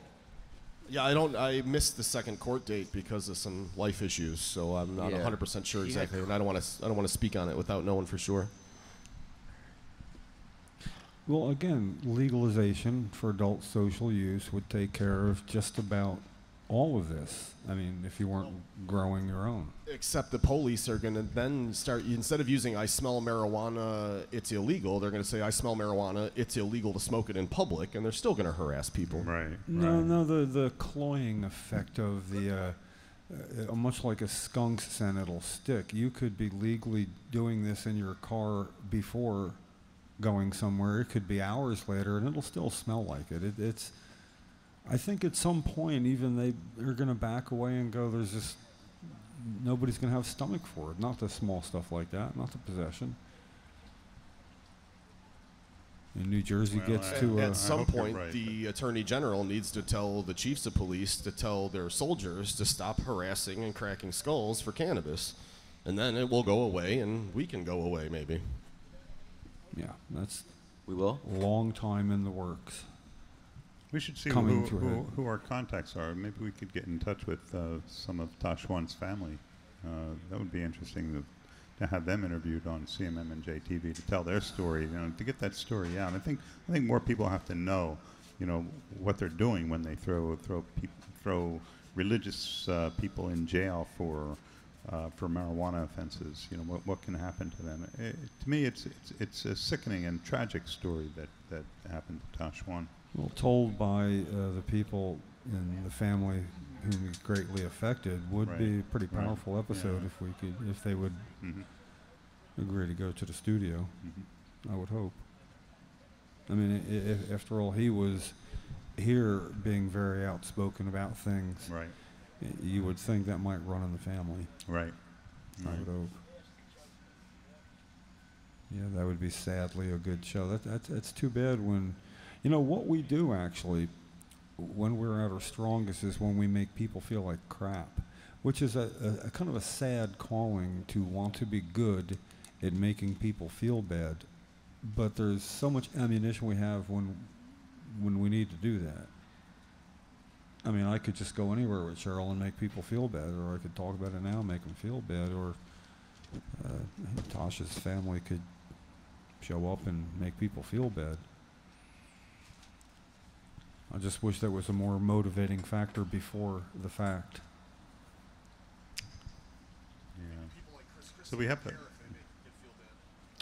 the possibility of having Riley Coate on our next TV show. So who's that? He's an athlete. Do you know Riley Coate? Riley Coate? No. He's apparently an athlete who's a supporter of marijuana legalization. An athlete? That's kind of mysterious. Yeah. There's lots of athletes. There's dart players. There's golfers. Yeah. And I've watched professional ball. They use two hands now sometimes. Yeah. Yeah. Well, it's funny how people get credibility for it's celebrity status. That's we don't look to scientists and medical people for scientific evaluations of things. We look to celebrities for endorsements. So athletes are looked up to in our society. Look at the salaries they get. Hundreds of millions of dollars a year to play baseball. Well, former athletes, it's easier for them to speak up. It kind of jeopardizes one's career if you're too open about that while you're actually still an athlete. Right. Now, I have a supply of T-shirts. I have in my car, which is right across the street. I have a supply of wristbands. Let's see what else. Oh, I brought some literature too, but hoping that who was that was going to be doing the Trenton Initiative and Camden Initiative. Laura Carter and Jason Arnold. Jason Arnold, yes. I was hoping he would show up today, but they're probably busy being new parents right now. This is like less than a week, I guess. Congratulations on their baby. Congratulations and good luck. We're assuming that's why they're not here. But yeah, that's going to be have a firm date, I would hope, soon. It's looking like mid-late August. For the Trenton and Camden Initiative. Yeah. Well, I have some, we have some literature that's available to us from New Jersey United for Marijuana Reform. We need literature to hand out. We don't have literature, and there's nothing more discouraging than somebody coming in going, "Do you have anything to give me?" And I'm like, well, I should, shouldn't I? Oh, would you like some? I can. No, I mean just something that there should be. What I would like to do would be fashion something that we set it by the fountain, like information on whatever. Grab one, a folder, and let it go. I used to bring Cheryl as well, the memorial wheelchair to an event and put information on it. Take one, and people would be attracted to it. But I guess we need to be a little better at that. Yeah. And just leaving like the wristbands here, I mean, yes, it's nice to give them away for free, but it should be a vehicle to engage people who are interested in them, rather than just letting people rummage through them and take as many as they want. It's kind of like at least talk to us about medical marijuana or marijuana reform, and before you take some of our stuff. Well, I'm wondering how the free food at the event at Mill Hill Park is going to go. Free food? Well, the cannabis-related gathering, Jason Arnold, they're doing that. And do we have a date for that yet? No, it's going to be that's the one still about 6 weeks down the road or so, but no telling how mid-August. It's can you translate gathering people together into getting them interested in taking a little more active part in making things happen? Out of all the groups that show up as a whole in Trenton, cannabis-related issues, you might get 200 people on a march down State Street, smoke out across the street. Everybody knows it's coming in. 200's a lot. It is a lot.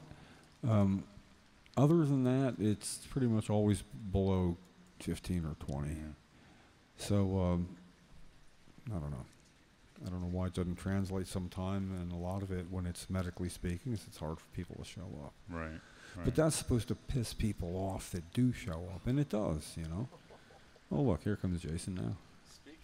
This is going on. I was talking to you about you, and you showed up, and we managed to conjure up. We managed to conjure up Jason. Oh, great.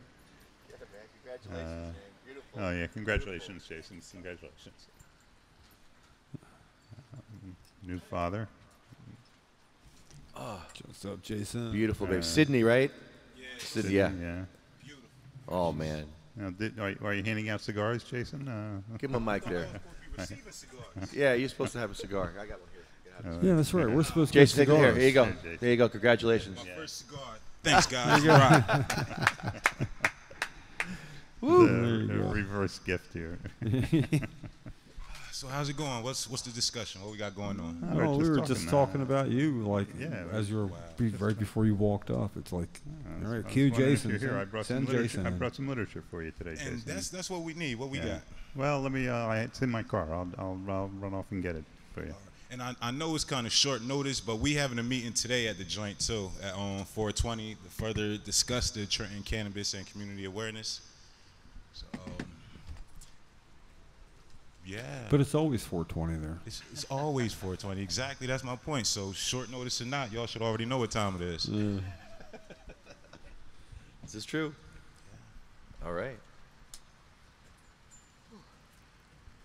So what's going to be at the meeting? What's the agenda? The agenda for the meeting, well, this meeting right here is mainly for the organizers, people who, want to help, like, organize the whole ordeal. Of course, the Cannabis Coalition. You guys have a lot of information, a lot of connects and resources. It's mainly just going to be the hold on, let me catch my breath. I just got done working. Y'all see I'm kind of dusty and all that. You got done working, you got done having a baby. You're a busy man. It never stops. It never stops. But I'm so blessed, so I'm just going to keep going for it. Like, so many opportunities have just been popping in my lap. Yo, yesterday, a guy that I've never even talked to for no more than 5 minutes asked me could I run his store for him this Saturday.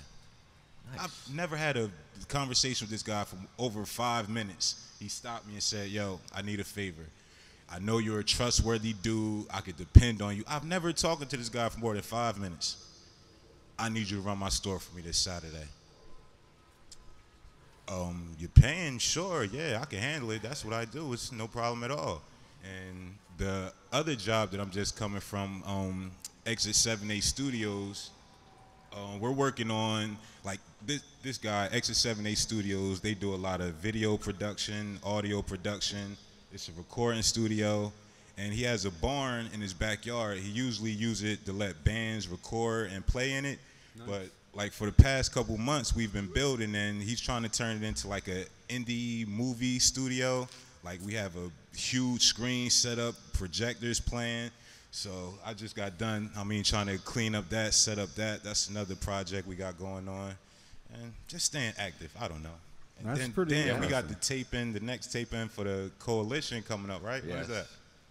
20-something. Ken was just here and told us, it's a Monday. One ear and out the other. It's a Monday in a couple of weeks. Right. Yeah, right, Ken? So just staying busy, man. Just staying busy. Ken is coming off going, I'm glad I just told them. They'll know the answer. Yeah. What? 31st. 31st. When Lefty and me sit next to each other, you got a chance at getting something in one ear, out the other, in one ear, out the other, in one straight line. You're lucky. I'm sorry to say. Not my strong suit.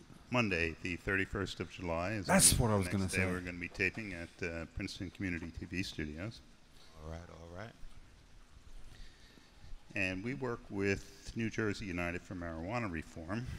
That's a organization in New Jersey that consists of the New Jersey ACLU, the NAACP in New Jersey, the Municipal Prosecutors Association, and this is the kind of literature that they give us.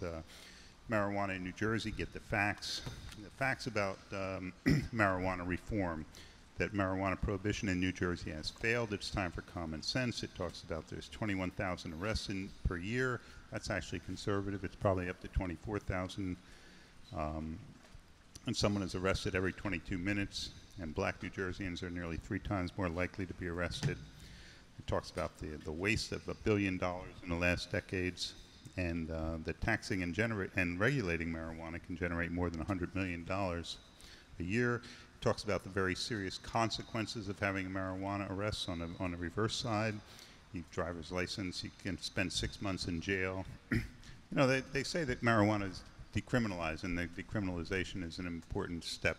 Well, New Jersey actually did decriminalize marijuana. We changed it from a criminal offense to a misdemeanor. So instead of spending a year in jail as a criminal offense, you only spend 6 months in jail as a misdemeanor. So, that's still unacceptable. It sucks. And, the fees and the fines. And if you can't pay your fees and fines, guess what? You get an arrest warrant for failure to pay them, So they say, well, it's not a marijuana offense anymore. It's a failure to pay your fines. You can be banned from adopting children. So this is one of the pamphlets, Jason. I want to give you a couple copies of this. Yeah. I still have those exact same copies I got from you a couple weeks ago, but those were the ones that I was looking for too. Okay, good. And there's one other one. It's the difference between legalization and legalization and decrim. So what decriminalization does and the difference between legalization and decriminalization. So I have some more to give you, and perfect. Great, this great. is going to help you to get started. I hope in your organization at any rate. And when you need more, come and see us, and we'll get you more. Greatly appreciated. I'm trying to put together like a pamphlet for PTSD too. Like there's not much information out there how PTSD is also how it affects the urban community and like ghettos and stuff. Like PTSD is always referred to, for veterans and like mainly just veterans, but PTSD is also a urban issue. Well, for many things you would witness or be party to in any way, shape, or form growing up in a harsh environment, to say the least. But I don't think that a lot of people think of themselves as having post-traumatic stress as much as anxiety related towards, But they do, it's an estimated 40% of the children growing up in cities like Trenton have PTSD just by virtue of the fact that they live in how many know in violence and poverty. They don't know. They don't know that it's, Right. So, to realize that actually cannabis could play a part in a relatively small way, people could find out if it wasn't so illegal. So it's going to be legal next year. I'm going to be an optimist until I have reason to think otherwise. So, assuming that it will be legal next year, this is a good thing to let people know how it might help them when they don't have to keep looking over their shoulders. Right. And, there's just a lot of still knee-jerk reaction when you hear marijuana and people tying it into opiate abuse like it contributes. And when I say people, maybe Senator Gerald Cardinale, a man of medicine. I think he's a dentist. A man of medicine. Don't smile. Technically, yes. Don't smile, you nurse. I'm just saying that really people might even respect what he has to say for some reason, and it's nice to create an opportunity to overcome a lot of that in one place at one time. Seeing how it manifests itself is going to be interesting, and to whatever degree we can take part. Oh man. You know how quiet it is today? Well, nobody's here. Everybody's on vacation, right? This is the summer break for the legislature. They come back sometime, I'm not sure when they come back, in September? And then another funny thing, originally it wasn't going to be quiet over here because with I'm supposed to been helping to run a concert. There's supposed to been a concert going over here right by the fountain, right in front of the fountain. Yeah. But short notice, they canceled it because they thought it was going to be raining all day. And now, once again, the city is missing a great, awesome concert, something new and refreshing. But that would have drawn traffic here. Yeah, it was right at the fountain, Brought all the equipment ready to set up, and the city canceled it. Yeah. Oh, that's a shame. Yeah, it looked like I could see something was going on. City ran event. There was something getting started. We took a walk down to the actual governor's office, and I held up let's get really serious about ending, fighting the opioid crisis using cannabis. And felt good being, I get here a little bit early, so we get to do that. And somebody did drive in. I couldn't see governor or not. I don't know. I think it's kind of a waste of time chasing Christie. I think today it was because they're on vacation. You just said so. We just wasted our time this morning up there. Don't waste our time a lot. No, it's not a waste of time. Well, the legislators are on vacation right now. I'm not sure that Governor Christie's on vacation. Certainly was on the beach this weekend. Yes. That wasn't vacation. Got some national attention for that, and national embarrassment, really. Yeah, he definitely went viral. They tearing him up. Man, that was sad. Yeah. It's like a big FU to New Jersey. We're hoping this turns into a 15%er by the time he leaves, approval rating wise. I want it to be lofty lows that no one else will achieve. Someone was predicting single digits. Oh, single man, digit how approval sweet that would be. But whoever started that phrase, "Don't kick a man when he's down," I got to disagree sometimes, you know. Well, that was me. Probably. I don't believe in kicking people when they're down. No. Well, we're not kicking. We're trying to educate. I'm a nurse. When somebody's down, I try to help them get back up. Actually, the whole reason for doing that was to try to destroy a little plausible deniability that there's been no connection where the governor has ever acknowledged the claim that cannabis can help with opioid addiction and the resulting loss of life. That it's never been where he's discussed it or had to say anything about it. So somehow just having that sign in front of where he actually is. Well, his review panel endorsed it. Yeah. Jim, that medicinal marijuana review. But that doesn't mean that he can't say, I did not know that, because he endorsed it for the head of health to deal with, not the governor. It's not anything he needs to sign, so he can still keep his plausible deniability, saying, I didn't know that, until it kind of hits him in the face somehow, or is just steady enough. And just the signs that we always have, that doesn't mean that you can directly connect him to knowing that. But when he's having his Reach New Jersey saying everything's on the table and it's not, I don't know. I just feel like not showing up also makes me somewhat of an enabler. And I just feel better, Seldom do I say I wish I hadn't shown up there. And now and then I look back and wish I had maybe been more active. But so I figure it's, anyway, on podcast day, if I get down earlier, I get a better parking space for sure. And I unload things, and then I take a walk down there. And so the city of Trenton, now they had a permit for this. I mean, it was going to interfere with your podcast, obviously. No, really. No, it was going to be something that you would have just been able to. No, it's around the corner here. It's just down. There's a big gushing fountain there. Oh! I thought you were talking about this fountain right No. Oh, nah.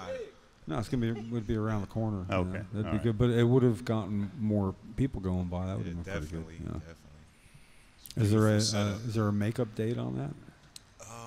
Are they going to try that? I didn't hear anything yet, but I'm not the head guy, so I don't know. Well, it's a really nice area down there. It's beautiful. It's perfect too. Yeah. Like the way they planned on setting everything up, it was going to be perfect. So hopefully they do bring it back next week, couple days, something. But there wasn't even too much promotion on it. I don't think I've never seen anything about it. The guy that hired me told me about it like last week, but other than that, that's it. Mm-hmm. Well, I hadn't heard about it. No, I didn't hear about it. I followed Trenton events pretty closely. Like they have another concert series that they have down at Mill Hill Park. I think every 2 weeks they're having a free concert down at Mill Hill Park. Yes, I did hear about that. I went to the first one. It was a beautiful event. Everybody came out, mayor, city council. It was beautiful, real beautiful. They had food trucks out there. It was real nice. I'm getting more proud and proud of this city every day. Like more and more people are doing great things. Like it's beautiful, for real. Like you with the book, the book drop that you did. You put a book drop outside the joint. It's fantastic. And even that was an idea that I came across a few years ago. The little libraries, little free libraries, they have these like little book stands set up all throughout the internationally, like in what is it? I think Greece somewhere, but all throughout the country, people are taking the initiative. Like it helps beautify the neighborhood. It promotes literacy. It serves a lot of different purposes, and it's just so simple to do. You get a couple pieces of wood, nail them together, put books inside of them.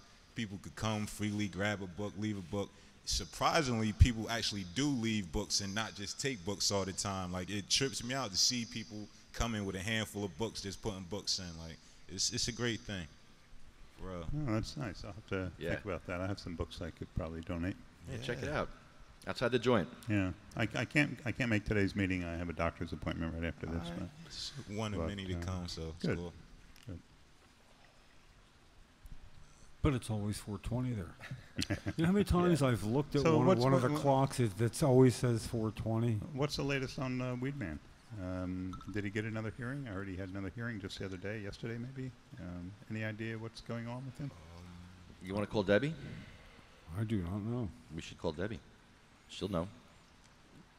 It's going on about as long as it can, I understand. It's ridiculous it's already. horrible, Come on, man. Horrible what's going on with him. Well, there was 180 days where they could juggle him legally somehow, like they've been doing. And I think Debbie just said, I thought I just saw a post from Debbie where she started a new job. She may not be able to We'll give her a call. talk on the phone. We'll see what she can clear it up for us. Colleen Begley got a new job. Colleen's started working for Dr. Medvedovsky, answering Really? phones. Wow, Nice, nice. Wow. yeah. Debbie. Yeah. Debbie, it's Lefty. You're on the air. I want to ask you a quick question. Is that okay? You have time? All right, good. What's going on with Ed? Did he have a court date this week? Yeah, he might have the 11th or 12th. Okay. So he's not sure, though. They said they wanted to delay it for 2 weeks, and then they said 44 of his days didn't count. So then they said that they would have either a date the 11th or the 12th, I think. Didn't they say his last court? Live last night. They said by Friday. They'd have an answer for him by Friday. There was no answer by Friday? Yeah, they did say that. I mean, they said that, but then when he went to court on Wednesday, they didn't even answer the original brief. And the judge had given them, I want to say, well, they've had it since June, and they never answered it. And then they wanted a 2-week extension to answer it. And then he was like, no, because I have to stay here for 2 weeks more. So he gave him a week, and then the date to go. Okay. Yeah, so they said that they'd give him a week to answer it, and then I think the 11th and the 12th, So I'm not really sure. I'd have to find out, but that was that. But like I said, they wanted to say that the 44 days didn't count because he tried to ask for a dismissal, and if you change what you're asking for, because the 180 days is coming up. So Wow. That's that. Wow. Yeah. And so it wasn't good, but you saw you saw that, I don't know who it was, some murder suspect or something punched one of the public defenders, and I'm not saying it's right. Oh, I saw that. But he thinks it was Jessica Lyons, yeah. I mean, if she's the one, obviously they don't want to submit the brief. That's the problem. They didn't want to submit the brief with the email attachments on it. So, it's just been, one thing after another. But then they delayed it again, so they keep delaying it and delaying it and delaying it, because they know once it gets out there, they're not going to be able to get it back in there. So, Debbie, that's my take on it. Debbie, this is Ken Wolski. Do they have to release? Oh, hi, Debbie. How are you? Do they have to release Ed after 180 days? Is that what you're saying? Well, here's the thing. They don't have to release them, but because of the, the new bail reform, you have to, if you're held without bail, you have to have a trial within 180 days. Oh, you have to have the trial. So they're saying that 44 of those days shouldn't count because he put in for a dismissal, which he didn't, and he changed his representation from an attorney to pro se, which he didn't need it because Hayburn quit, so that's what they're trying to say now. Yeah. Which is anything just to delay it. I'm so sorry to hear that. So, oh my God, it's been, it's been, maybe 125 days now, I think, 125. But that's the stipulations, the 180, and you've had the brief for the bail appeal for over a month, and they didn't answer it. So, problem. But like I keep saying, who do you complain to? when you know the whole system is the one doing it to you. So he knows that he has a writ of habeas corpus in there. He did another thing, you know, for oh my God, the mens rea. He wants them to submit that, but you know, like I said, they don't want to submit the brief with the email. That's Jessica Lyons. So, you know, that's that. What is Dog the Bounty Hunter doing? Is he helping you at all? Well, I mean, he got us a lot of exposure. I don't know where he is now. I mean, basically, I have contact with this girl. Her name is Michelle. She's the bail bonds queen. She's out of New York State. So they've really helped. And there's an attorney that's going to pick up the civil suit that we have against Trenton through people that, you know, I guess, I don't know what's his name, Dwayne and Beth knew. Right? Is that his name? Dwayne Chapman? What's his name? Yeah, Dwayne. Girl's real name. I think it's Dwayne. Yeah. I think it is, right? Dwayne? Yeah, Yes. so anyhow, yeah. So we have somebody for the civil suit. But, I mean, what can they do? Yeah. You know, I mean, Christie wouldn't even meet with him. You saw the article. So, Yeah. I mean, they did try to bring, you know, as much light to it as they could. But, I mean, how much light can you bring to something that nobody wants to know about? You know? So that's that. So, you know, you just sit and wait and wait. But here's the thing, like, you know, they robbed him of 125 days. And that's, like, something horrific because that's something that he can never get back. And they don't even care. You know, they don't even care. Yeah. That's what's, you know, when somebody robs your time, you have a limited amount of time in this world, you know? So whatever. I mean, you know, he thought he was going to get out Wednesday, and of course he's like, oh, I'm coming home. Like, oh, God, I can't go through this. Well, he has a federal suit, too? Because Is he trying to appeal this on, yeah, on a federal basis? yeah, he has a federal one. Yeah, it's up in the Supreme Court or whatever, and the judge knew about it. There's another one that he had filed, and he had wanted Hayburn to file, but he's not going to be on. It's going to be, the guy's name is Britton Hannon or something, I think, and he's on there because it was another one with the bail reform, you know, some kind of issue. I don't know it offhand, though. I can't remember. It was about a guy that got in a fight over a Dallas Cowboy game, and then they held him without bail. He didn't get the bail hearing and everything. So it's the same type thing, you know, but, you know, his name is on it, not Ed, because his attorney didn't file it. I mean, so it's just, you know, it's one thing after another, after another, after another. You know, just to delay it and delay it and delay it. So, you know, like I said, you know, he can't get that time back. It doesn't matter if you get $2 million, you can't get, you know, you can't get that time back that they stole from your life. You know, you walk out of there, you die of a heart attack, you know, what the hell? You know, what's it's just very sad. Well, how's he doing? I mean, I heard So, you know, that's where it stands. I heard he lost a lot of weight with that hunger strike, and but they're only He did, yeah, so he was happy, yeah. But they're only feeding He him was happy bologna he lost the sandwiches. weight. Yeah, I mean bologna sandwiches. No, I mean, that's all they feed you in jail. They feed you a bunch of shit with sodium and sodium and sugar and fat. Yeah. Yeah. You know, I worked at New Jersey State Prison in Trenton for 4 years, and I used to eat at the officers' dining room because, well, it was free to eat there for staff, and the food was tasty. But you know, I had more stomach problems and digestive problems when I worked there. And as soon as I stopped eating at the officers' dining room, the stomach problems went away. So, you know, a hunger strike might actually be protective for him. I'm sure. I mean, but they don't cook there. They have like a bag one, so I don't even think they have like a place where they cook. I think they bring stuff in from off-site, so I don't know. Yeah, then I don't know.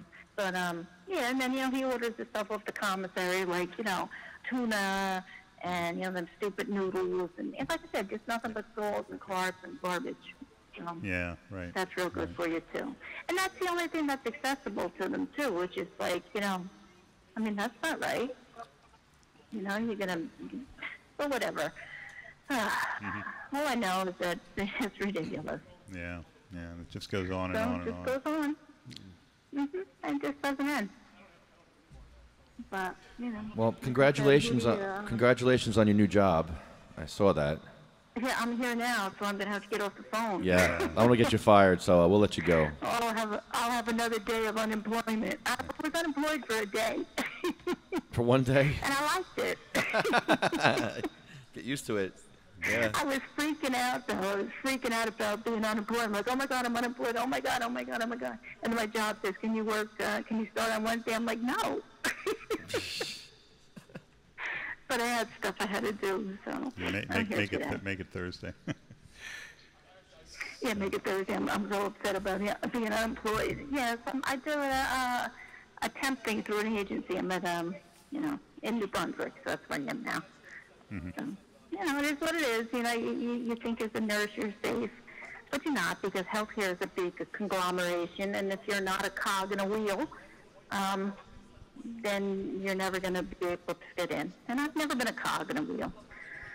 So, my company got taken over by Meridian, and it was, oh, my God, it wasn't pleasant. It wasn't pleasant. On top of everything else. But nobody wants to hear, nobody cares. That's the whole thing. Bottom line, nobody cares. All right, so, and then we're going to have a birthday party for Ed on July the 23rd down at the Joint. So whoever wants to come, we just got to set the date and everything. Do like a little bit of a fundraiser for him. Okay, so nice. spread the word. Awesome. Any special time on that fundraiser? You know what? I don't have a time yet. It's a Sunday, so I don't know. Maybe 1 o'clock or something. I don't know. I have to figure that out with Shep. Okay. Yeah, and then we'll do that. So hopefully he'll be out by then. But if not, we'll just have the party without him. Just party. All right. Okay, great. I'm marking it on my calendar. All right, Debbie. You know what happens. You know what happens now, right? Oh, do I have to ask? Or are you going to ask me? What was I talk to them? What? Who's the bigger dude? You don't get to actually ask that. She was going to get me before I got her, so I got preemptive strike on her. She's smart. She got me a few times already. So she's rather optimistic about Ed being out. I am too. I actually am too. I think. Why? I have hope that he'll be out. I do. I just have hope. I just have hope for him. I just think there's too much forces in our favor that won't let this happen. This is an injustice that is. It's on day 125 now. I know. 125 days. I don't see any movement happening anywhere. I see it as being 180 days, and they're trying to get 40. Plus 44 Come on, back. give me a what? That's what I'm saying is, you don't really want to prepare for a longer haul, but people will see the injustice of this eventually. People will start taking notice. They have to. They have to. No, people don't have to notice. They have squat if they don't want to. Is that out loud? I'm sorry. That's pretty true. No. Should I leave some of these? Do you need any wristbands? Or do you want me to? I have a medium amount. It's oh, you have some. All right. I can bring them another time. I will need. Want to get some T-shirts out for next time we have a decent weather day, which hopefully will be next week. And I have two large shirts in my possession, and that's kind of it. Plus a couple to hang up. We need to more actively fundraise. People would. We have shirts that go along with "Don't Shoot, I'm White." All right. Jason will be down. We'll see you in a little while. Jason, thank you, Jason Arnold. Planning meeting for Trenton and Camden Initiative at the Joint at 4:20 today. For those who can make it. Like I say, though, it's always 4:20 there. The clock always says 4:20 in each room. And I still look to it now and then. I do too. It's confusing. You ever look at it when it was 4:20? Yeah. I mean, you happen to look up and... Then I check and I'm like, oh, wow. It actually is. Well. So Jim brought some edibles, and he made them in a magical butter machine. And I think it helped me a little bit. Jim Wayne, not Jim Miller. Yeah, Jim Miller, you brought some edibles that you made illegally in your magical butter machine. No, it's legal patient Jim Wayne taking care of others No, it was yours. It was definitely you doing illegal stuff. Yeah. It's definitely you. I am not capable of that sort of thing, although Magical Butter Machine would make it easy if I cared to do so. Magical butter makes your recipes better. Magical butter makes your neck pain better. How much better? Oh man, a little bit better. Like maybe 5%, 10%. That's a lot. It is a lot. It's something. Hey, it's half a loaf. I could use a half a loaf right now. A half a loaf? Half a loaf of avocado oil. Yes. This Magical Butter Machine is amazing. We love it. It makes brownies, cookies, smoothies, sauces, soups, veggies, candies, salad dressings for your tossed salad. And do we know about the NJ Weedman special? At What's the that? Magical Butter Machine? What's that? If you are buying a Magical Butter Machine today, I believe, last I checked, if you type in NJ Weedman for your promo code, you will save $30. That's right, I heard that. I did test it out, and it did appear to work. Marinades? Marinades and meat. It says meat. You can make meat. We can make meat? In a Magical Butter Machine. All right, let's well, make I mean, some you meat. can prepare the meat. All right, let's prepare it. No, I would prepare the sauce, not the meat. Infused. So it's 1-800-420-4334. 1-800-420-4334. Get your Magical Butter Machine from magicalbutter.com. Support the NJ Weedman. People have nothing but good stuff to say. Saved my life, Jim Miller. Grimy. That's me. Grimy need oil for your elbow? Magical butter makes your back pain better. Magical butter makes your migraines better. Magical butter makes my coconut oil better. And it makes your feet feel better. Oh, yeah. So there you go. .com. Thank you, Magical Butter and Garen Angel and the guys from magicalbutter.com. May I have a Magical Butter made gummy? There you go. Thank you. Thank you. Oh my God, it's so good. Look at her stealing gummies. Yummy. Gummy stealers. Yummy gummy. Yummy gummies. Yummy gummies at the table. Can of bosom on the table. Sound like wavy gravy, you know. Yummy gummy. Yummy gummy. An updated version of wavy gravy. For those that don't know, wavy gravy, Woodstock, you know. I've been to his birthday the last few years. I want to thank cmmnj.org. Thank you. Thank you. Yes, thank them. Thank you. Us. Thank you, Ken Wolski. Thank you, Ken. Thank you, Ken. Can you hear us, Ken? Thank you. Very nice to see you today, Ken. Thank you, Ken. It's always nice when Ken comes by because he just gives us an air of legitimacy that we don't seem to bestow upon ourselves certainly so don't. easily. What about me? Wait a minute. Hold. I'm an award-winning journalist. Hold on. No, this is true. I'm not. When it comes to that, you know. You guys are never going to hear the end of that shit. See, the I'm not thing even is- allowed to take pictures. The thing is, we are part of a team. You Yes. know, and if everybody on the team was the same, what kind of team would that be? That's right. I'm going to show up on the next Princeton day so I can help Lefty, so I can put on my business card. Thank you. Film That, producer. you know, that could give a chance at something happening. And now a lot of what goes on is after that, too. But I think, Tony, especially if maybe I'll stop by. I don't know. Yeah. Maybe I'll even shirt and tie it up. Well, And then maybe I'll go to the quantum physics class, and then I'll go see the rhombus while I'm there. Well, I've watched the camera 1, camera 2, camera 3. That's easy. The ones on deck, you know, and how you do that, and anticipating a conversation. You hear who's about to be asking the question, and you're ready to put it full face as he starts to speak. I can help with that. But the other stuff, connecting things, no good. That won't work. Yeah, as long as it's set up properly, we'll be good. Yeah, if you talk me through it, I'm sure we can at least get it done. Just like this. I mean, everything's color-coded, so, I mean, eventually... I can do colors. Easy. Colors. She comes in colors everywhere. Sometimes I hear colors. She combs her hair. I've tasted colors. I've tasted the rainbow. Was that the cow sills you were singing? The cow sills, wow. Cow sills reference. Whoa. So, yeah, thank you, cmmnj.org, and Ken Wolski, Jim Miller, and all the guys at CMMNJ. Coalition. heroes. Yeah, the Coalition for Medical Marijuana. SativaCross.com. You're all a part of the Sativa Cross team. And thank you all for your support. MagicalButter.com, Happy Daddy Products, NewJerseyWeedman.com. Oh, thank you. I will eat this right now. David versus They're tasty. Autism.org. You need that? See, I told you. You need that? I did. Oh, wait, what? You just ask. I have one home, but I couldn't use it Yeah. Mine's almost dead. Blue Planet Biotech, Run New Jersey, medical-freedom.com. Get your State of Compassion flags from medical-freedom.com. CannaSense. Get your medical cannabis card from California with CannaSense. New Jersey Grannies for Grass. Tuffy's Fight. Tuffy. Tuffy, amazing little girl.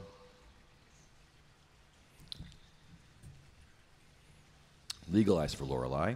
JacksonStorms.com. Prayers for Sarah. Prayers for Pete. Jenny's Purple Ribbon Journey. Jenna's Journey. Women's Veterans Collective. And the Weed for Warriors Project. Love all those guys and girls. And as the water trickles behind us, in a very quiet Trenton annex, It is quiet. we get to the part of our show that probably has a lot of meaning for a lot of people, especially me. Like I was saying, our job is traditionally making people feel bad because that's what motivates, and it's just what the truth will provoke a feeling of. So to end each podcast observing certain realities involving the end of the cycle of life for somebody, you know, acknowledging the very real existence of that with people who have come and gone since this struggle. Hi, Honeybee. Hi. Good morning Good morning. in Oregon. Hey, B. Hey. Honeybee, you went to Max's party over the weekend, over the holiday weekend. How was that? Those were the biggest cannabis buds I've ever seen in my life. Did you see those buds? They were huge. They were in mason jars. Oh, my God. What were you doing over there? Oh, my God. Oh, we're just having a great time. Yeah, I could tell. They're growing redwoods in Oregon, huh? Marijuana Max. Marijuana redwoods. Yeah. Oh, my God. What? You're spoiled out there in Oregon. Great. We're suffering out here in We are Jersey. spoiled. I wish I had the trim from a marijuana Yeah. redwood. I'll scrape the floor. God. It was crazy. Guys are making me jealous. And then he had his plants outside in his backyard. Come on, man. We need this. We need this in Jersey. I want plants in my backyard. Yes. That's all I want. That's all. I might have to leave New Jersey because I need plants in my backyard. I do need them. I can't afford medicine. I can't afford it. I'm broke, man. I have no money. I'm on disability. I'm on Social Security. I don't have money for medicine. So I need to grow it. I would grow it myself. I would enjoy growing it myself. It's just fun for me. I love bamboo. 3-year mandatory minimum on one It's the plant same here. thing. Same thing. Just like bamboo. Just like bamboo. I love bamboo and cannabis. I'm going to combine the two someday. No, you don't want to do that. No, a bamboo perimeter. A bamboo wall around my cannabis plants. There you go. Yeah, that'll work. Honeybee, anything to report from Oregon before we start the list? No, not today. Not today? I just woke up. Oh, I love it. I love how we wake and bake with you. Are you baking right now? I'm going to. Okay. But I just woke up. All right, well, go grab your bomb. She's literally laying in bed, folks. Grab your rig and go dab naked, but All right. don't burn anything off. Don't Isn't there a dab better naked, way? folks. There is a better way, but we did that commercial already.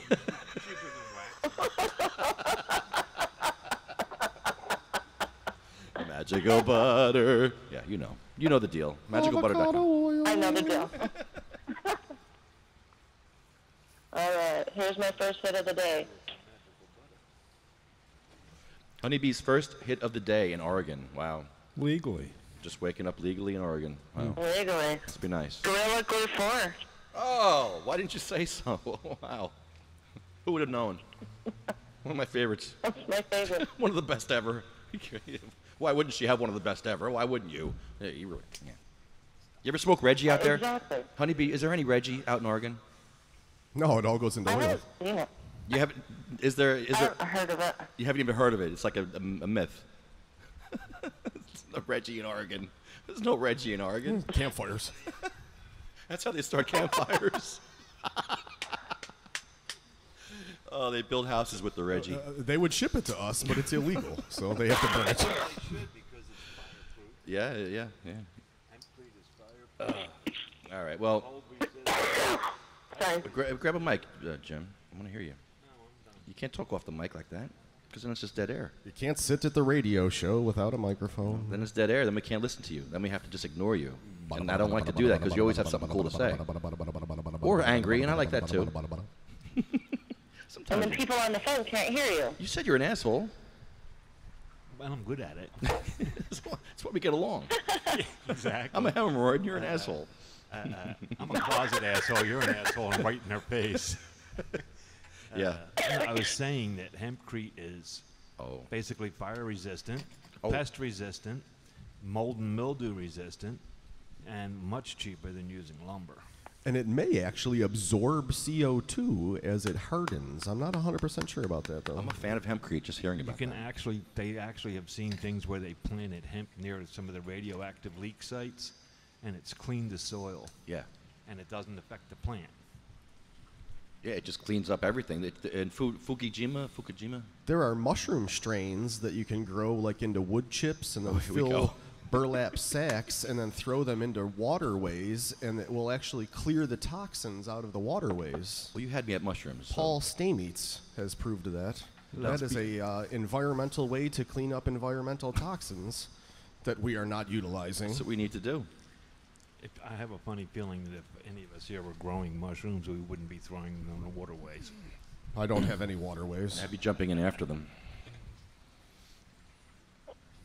Did you hear the story, real quick, about all the medicine they're throwing into the waterways is making fish turn transgender? Yeah, hermaphroditic. The reptilians are turning hermaphrodites. Yeah, all the drugs from the waterways.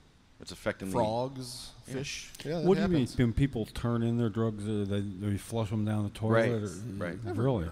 Yeah, and it's affecting all the animals, making them transgender. And it's not even them flushing drugs; it's people urinating the drugs out. Even. Yeah, right.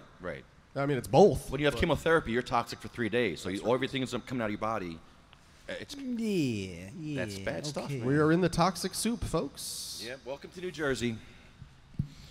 Get out while you can. Now you're just the scaring beaches me. are closed. You're scaring me with no ending. Come to Oregon. When I ride the train up to New York City, there's this river that the train goes over, and it's in Newark. And every time I drive over it, all you see is trash, flowing through the river. It's disgusting. Like, yeah, I wouldn't be surprised if that river is like black, disgusting, and it's right here in Newark. And you just see trash floating down the river like it's nothing. And that's the normal thing there. I've seen it so many times. You sure they're on tubers, just having fun? Yeah. That'd be great. You could rest your beer on that pile of trash. That's what I'm saying. Right Why don't we just paddle down that river and just put our bongs on the garbage and float down? And Yeah, you're gonna glow afterward. I already will. What's Yeah. the difference? I'm from Bayonne, man. I'm already. You'll see Blinky from The Simpsons swimming in there. That's funny. Oh boy. Oh. Well, on our list. That was Eric, right? Yes, Eric. Thank you, Eric. Eric, what happened with your case? What's going on with your case? My next date is in the end of this month. So you got continuance. Sort of. Sort of. What happened? I have a hearing on my brief that I submitted, but we'll talk about that later. Don't talk about it now. What happened? You got the mic. Well, it's just like I submitted a thing saying that I use it for medicinal purposes, and I showed them that here are my medical records that show I've been diagnosed 2 different places with anxiety and depression, and then like all that stuff. So I submitted like even like peer-reviewed articles that show that it's useful. Excellent. So I'm really now as soon as I submitted that, I'm really nervous now about like because I'm gonna have to argue all this in the end of this month. So I'm really nervous about doing it. Folks, this is how you stand up and fight for yourself. What's crazy was that I wasn't nervous about this before I submitted the brief, but as soon as they submitted it and gave me a hearing date, all of a sudden I was like, why? I have no idea. They're putting a person with anxiety through this. Anxiety. Yeah, but he's still got the nerve to stand up and fight for himself. You just keep fighting, man. You're doing good. I'm trying. Keep going. going. It's messing with me mentally. It's really fucking fight him. Fight for a gram of herb.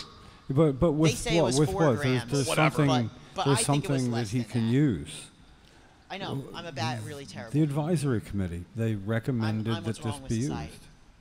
So I'm really nervous, but I'm going to try to keep going for now. It's, I think, July 27th in Manahawk. Using it for anxiety. Maybe we should INE tour Manahawk. I have anxiety, he might not ADHD, like that, primarily attentive, which basically means ADD. Yeah. And, wait, I said anxiety and depression and OCD. I have those diagnoses. So it's like, and I've had those diagnoses for a while.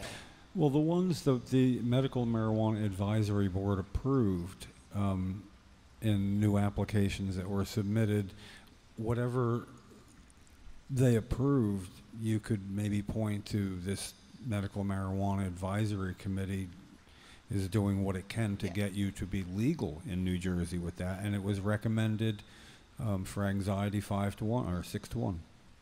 Ken Wolski was just saying that yeah.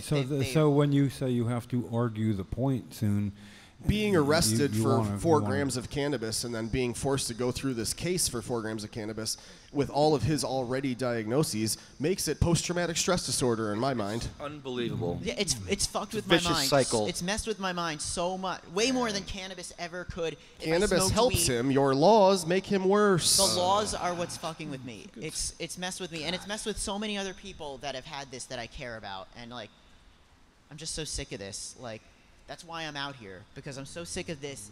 Me and my friends, people that I care about, that get busted for nonsense, for having the tiniest amount of cannabis, which is more beneficial than so many of the legal drugs out there.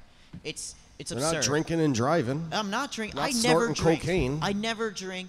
Like I your never Wall even Street smoke guys. cigarettes. Yeah, I don't do cocaine. I don't do anything else except vaporize cannabis. And I'm a criminal. They're saying I'm a criminal. It's disgusting. And I have all these diagnoses. I have medical records from 2 separate places, 2 totally independent places that are over 100 miles apart that say this. 2 different companies, and I still have to deal with this bullshit. And it's because of Christie and people like that. And Jeff Sessions. Jeff Sessions on a national level, but it's just, it infuriates me, and it's made me so much more depressed over these past months. Big tobacco Jeff Sessions. Like, it's been harder for me to get out of the house and like talk to people because this has been going on in my head, and it's been swirling around in my head. It infuriates me that I have to go through this, and anyone else that has to. And this was just like a few months after my best friend got busted with the same amount of weed, essentially, like in New Jersey. It's disgusting. Still ruining people's lives, Still New ruining Jersey. people's lives in the year 2017, and we have people like Christie to thank for that. Thank God we could potentially change this next year. Thank God. Hopefully we do. Turn this mother around. I think that's the wrong lyrics. Yeah, so that's what I'm doing. That's what I'm going to be doing in 3 weeks from today. Improv. And you're getting your card, I assume? I'm trying to. Yeah. Before your court date, hopefully? I'm working on. I am actually working on. Or at least for your probation, then you could say, hey, I'm on probation, but I can still smoke my cannabis. Yeah, I am working on that. Yeah. How much will the state taxpayers waste to test him to see if he's smoking his legal cannabis? Yeah, that'll be fun. We'll document your whole procedures. Yeah, it'll be a trip. Well, we got your back, man. Don't worry. I know. No, I don't worry about this shit. It's people like you guys that like help me get out of the house for shit like this, because it's messed with me. It's really, I've already had depression and anxiety, and then I have to go through this. Like, it's No, let's give them depression and anxiety. We're going to flip it around and give the judges and the prosecutors and the system some shit. Let's give it to them now. Yeah, Let's flip it around. Because how much trouble can I really get in for No, having this nothing. little? And you're going to have a card. You'll have a card, so you can. That's what you're going to say. Cannabis. You get your card. It's a non-toxic plant. Safer than tomatoes. Ridiculous what you're Keep in going mind, through. we're not talking about felonies here. We're only talking about ridiculous. municipal level. Stupid. But I got to keep fighting it. I'm not pleading guilty. No. Yeah. No, you've taken the right step, and I'm impressed. It's You're hard. doing the right A man thing. with It messes anxiety with steps me. up and It takes really stands for messes his with my rights. head, Damn but right. Damn right. This is obviously something that I believe in wholeheartedly, so that's why I've been fighting for it, not just been like, whatever. I'm And it's suing. easy. I'm suing for my state campground passes. How much I paid for them. I'm not going to sit. I'm not sitting down on that one either. I want my money back. I paid money for that state park, and then I had to pay money for another state park for a different park. And you should be reimbursed. I absolutely should Yeah, be. And I want 10 Without a times. shadow of a doubt. 10 times I want. Well, Yeah, they ruined your time, ruined did your they? day. I made. Yeah, totally. You made plans. You bought food. You just no. Yeah, it doesn't match with Maybe the what they wedding may party. do. that No, the never wedding went party out. is going to own. They're going to get $1 million for that. Ruin their wedding? Are you kidding me? No, I don't think they'll get $1 million, but they'll. They you know, should. Free wedding. They can. Yeah, something. They can get some publicity out of that. You know, it should be free. Yeah, they should at least get a free wedding. Absolutely. And it should be much nicer than they were originally planning if they want it to be. Yeah, they could close. Was the their wedding canceled because of the shutdown? It was on the one of the state park beaches, They and they could said, no close- wedding. Sorry about your See, luck. Yeah, family you're coming best all man. over the country. Unfortunately, they weren't part of Chris Christie's family. Yeah, exactly. That was Okay. the problem. Wonk, wonk, wonk. Jim doesn't care. We've No, Jim already- doesn't care Jim about that says, issue. I don't care. We've already been here. We're getting up, and we're getting to the part of the show. All right, I'm where putting the mic we're supposed to be feeling bad about people yelled at about the dying. beach Yeah, 3 times. we want you all to feel like crap now, so get ready. Here it comes. Don't worry, I already feel that way. That's where we were. Here you go, guys. You want to feel like crap? Think about all the patients that died. Think about all the stuff you've seen in the past few years that we've seen. Look at, The question for many was always, how does cannabis help you? The question always should have been, what's life like without it? I don't want to know. I don't want to know how my pain would be without cannabis right now. I wouldn't be here. My pain without cannabis is like having my wedding canceled on 4th of July. Oh! Well, be that as it may, if I played Cheryl's Cry of Pain when I had to get her changed and roll her on her left shoulder, and she said, "Why don't you record it?" And I did, and it was her going, me going fast as I can. What? I'd stack it up against any wedding. I really would. Wait a minute. You have recording of her in pain? Yeah. Oh, jeez. Called Cheryl's Cry of Pain. I first played it publicly right across the street, actually in an office DPA had use of right here, for a press conference. Montel Williams was there, me, and 2 other people. And I was looking for a better picture of Cheryl that DPA wanted with better pixels so they could enlarge it. And I didn't find that picture, but I found a tape, and I realized when I found it what it was. It was from several years before. And when I had to roll her on her left shoulder either changed, and we had no cannabis, it would hurt her. And but it was unavoidable. And one time I was beside myself because I know it was going to hurt her. And I remember lashing out at nobody in particular, saying, "Why am I going to have to be hearing this? I'm not the one that needs to hear this." And Cheryl, in her wisdom, said, "Why don't you record it?" Because I had a little recorder I used to keep my thoughts straight, you know. So I did, and I recorded it, and never played it again until now, maybe 3 years later, and I found it, and I played it. And what I had to do is I had to play it maybe 50 times in a row, because I had to immunize myself, inoculate myself over being able to play it without reacting to it for the big moment at the press conference. And what I did was I said, make no mistake about it, that when patients are told there's acceptable alternatives, sometimes there's not. And here in Cheryl's own voice, I think she can make that claim. And I'd explained the tape itself as I had to you, and I took it out of my shirt pocket and played it, and she sounded scared in pain, not just in pain. You know, it was the hardest kind of thing to hear. And then you could hear me sing very quietly, fast as I can, quick as I can, quick as I can. You know what I mean? Because, you know, I'm trying to make it not last long.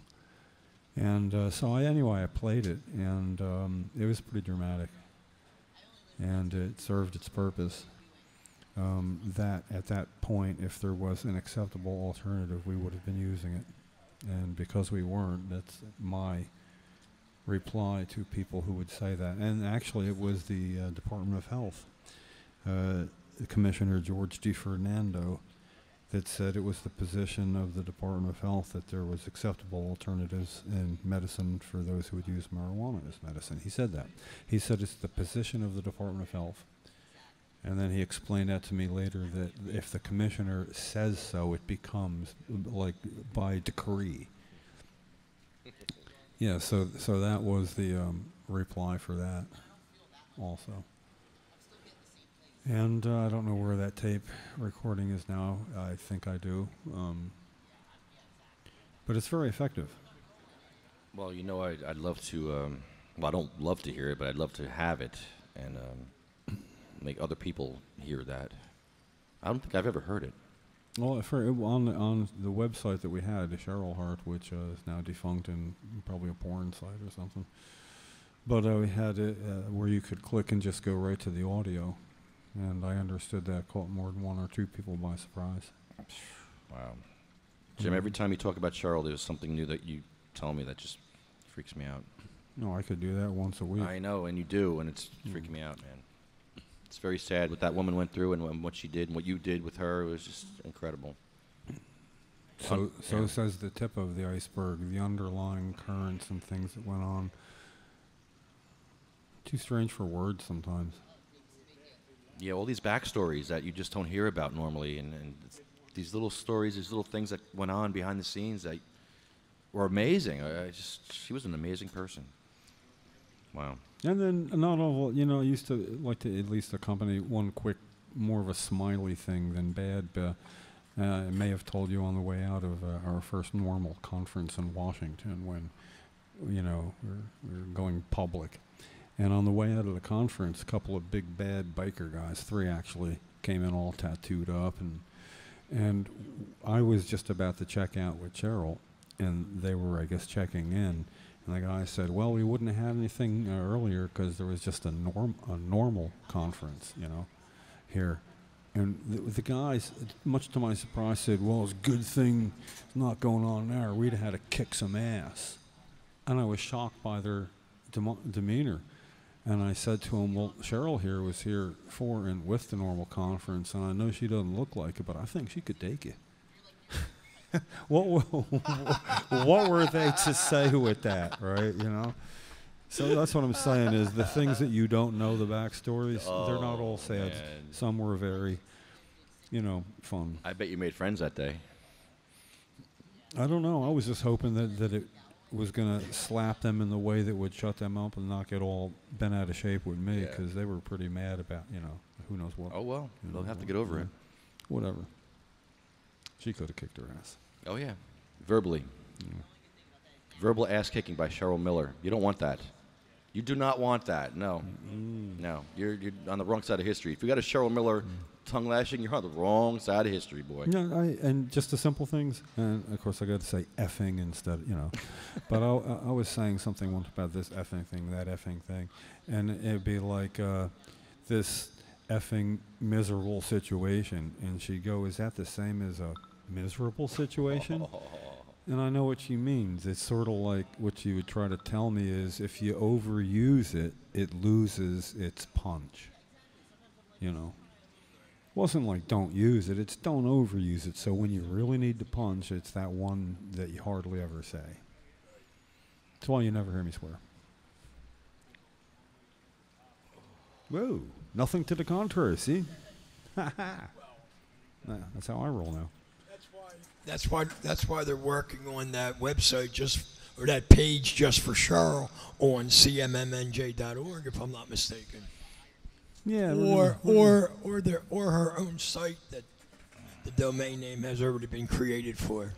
I'm about to get something off a floppy disk. You know how old floppy disks are? That was back when I was writing a book, and I finally got a computer that you can do floppy disk work on, or therefore get it off.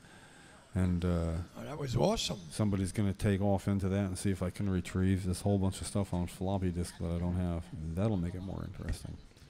So anyway, speaking of Cheryl, she laid off the list of people that, you know, really put in some time trying to make things work, and wasn't really a victim.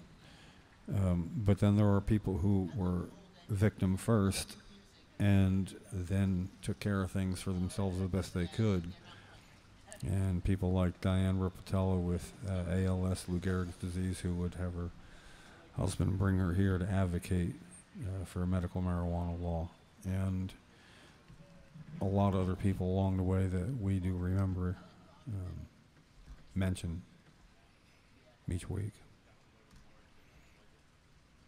I know I feel like crap afterwards, but serves a purpose. Oh, you want to feel worse? Here, what about Sabina Rose? Hey, there you go. There's a little baby that died. 15-month-old baby. Dead. Why? Why? Well, you know, if there was unable to get her medication, was unable to get through the process of being legal in time, it would take three doctors. I mean, not just two, not just one. There was a lot to get a child into a program.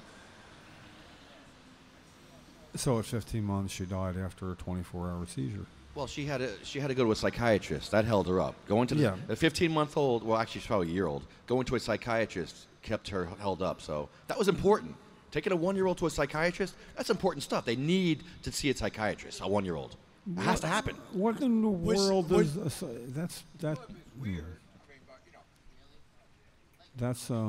you can't do that. You can't do that at that age. It doesn't hold up. It held her up. It held her up. It made her waste time that she needed. There was no time to waste. So what was the psychiatrist going to do? I'm sorry, she's only got the capabilities of a 13-month-old. Anyway, that changed a lot of lives, and also that got Megan and Brian Wilson to move their daughter Vivian and their family to Colorado. Vivian being 3 years old, when they saw how quickly things can change, they were gone 6 weeks later. Yep. No, it was that was in December 2nd, and this was maybe 3 months later in March, early March. They moved. Less than 3 months later, whole family out to Colorado. Well, Garen Angel helped them. Garen Angel gave them $10,000 to help them move to Colorado. What a guy. Yeah. Oh, wow. That's really nice. Yeah, he did. A lot of refugees from New Jersey. Hey. Yeah, Sarah, Jax. No. Well, he'll be here in a couple of weeks, Jax. Can't wait to see him. So, there's little babies that died, little girls like Cindy Mae, Gracie, little Jack from Colorado, Marie died from cancer, Pennsylvania, Joan Ford, William's mom, Randy Robertson, Chad,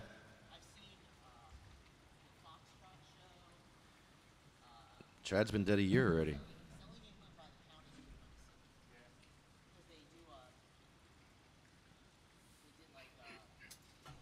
Jeremy. It'll be a year for Jeremy soon. His family was all broken up because of the drug war. Joanne's a single mom now because of the drug war taking her husband's rights, freedoms, and life.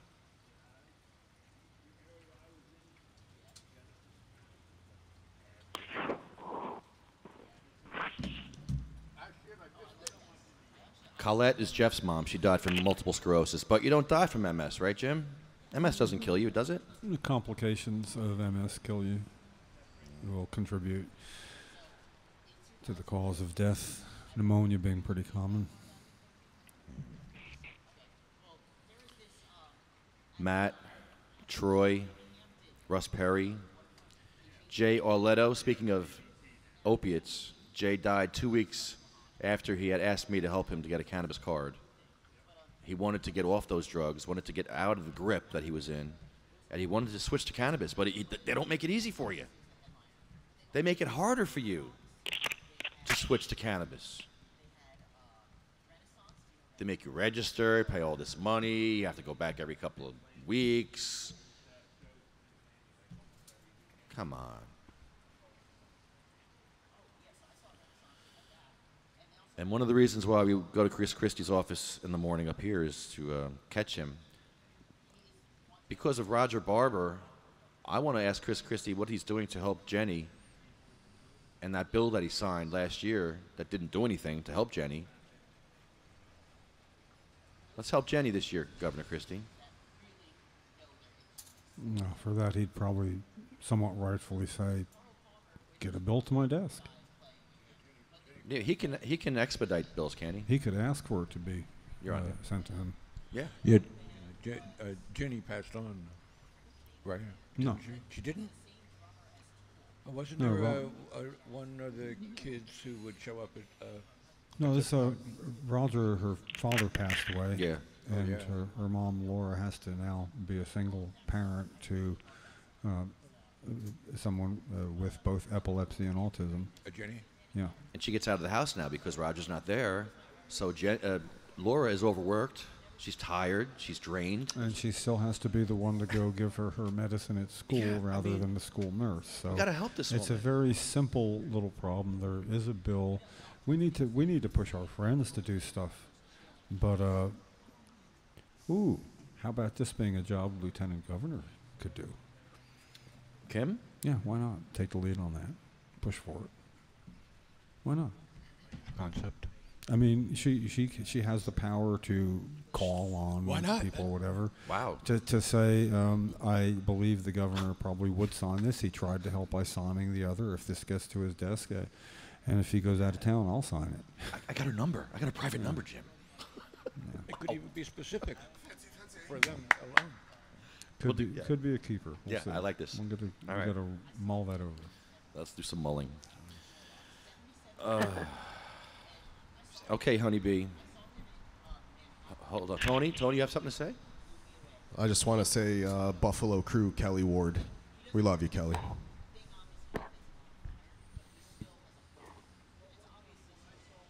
Honeybee. Yeah.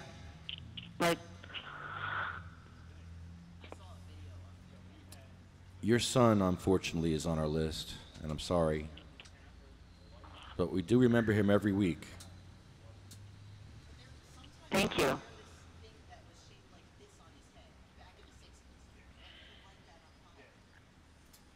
It's a very difficult time of the show.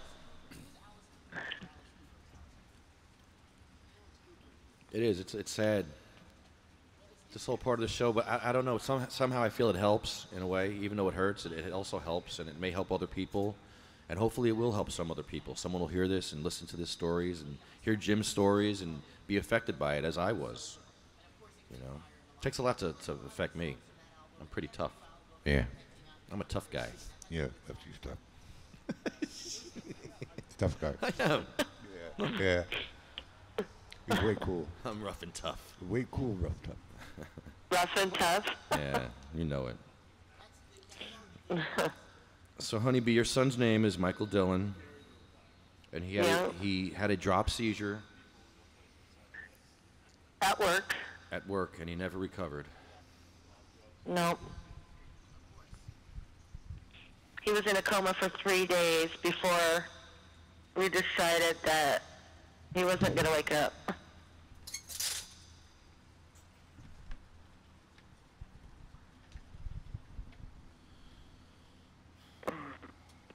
This is rough. Oh. But, if he would have had cannabis at his disposal all the time and he was able to afford it, it's still expensive. And he didn't have he only had a part-time job, so he didn't have a lot of money. And he didn't like the pharmaceutical drugs. So, we could give everyone 10% of what we have as share, and maybe he would still be alive today. Yes, the tithing. Please give a tithing. If you have 10% that you can give to someone in need, give it to them. Grower, dealer, whatever you are, give 10% to someone who wouldn't have it otherwise. Right. It's not cheap. No. Even here in Oregon. Oh, no, it's cheap in Oregon. Oh, no. Well, cheaper than what you guys got, but, Yeah. It still costs money. Yeah, it grows out of the ground. I mean, come on. How much should it cost, really? It's saving. It grows out of the ground. It saves lives. It grows out of the ground. Why is it so much money? Well, that's because it saves lives. Right? Because you're taking away from the pharmaceutical companies. Yeah. Yeah, they're supposed to save lives or whatever they do. Yeah, supposed to. They just take care of the symptoms. That's what they do. They're supposed to be helping us, but they're really just covering up stuff. But I appreciate you thinking of Michael every week. It really helps me. Yeah, I'm sorry, Honeybee. Thank you.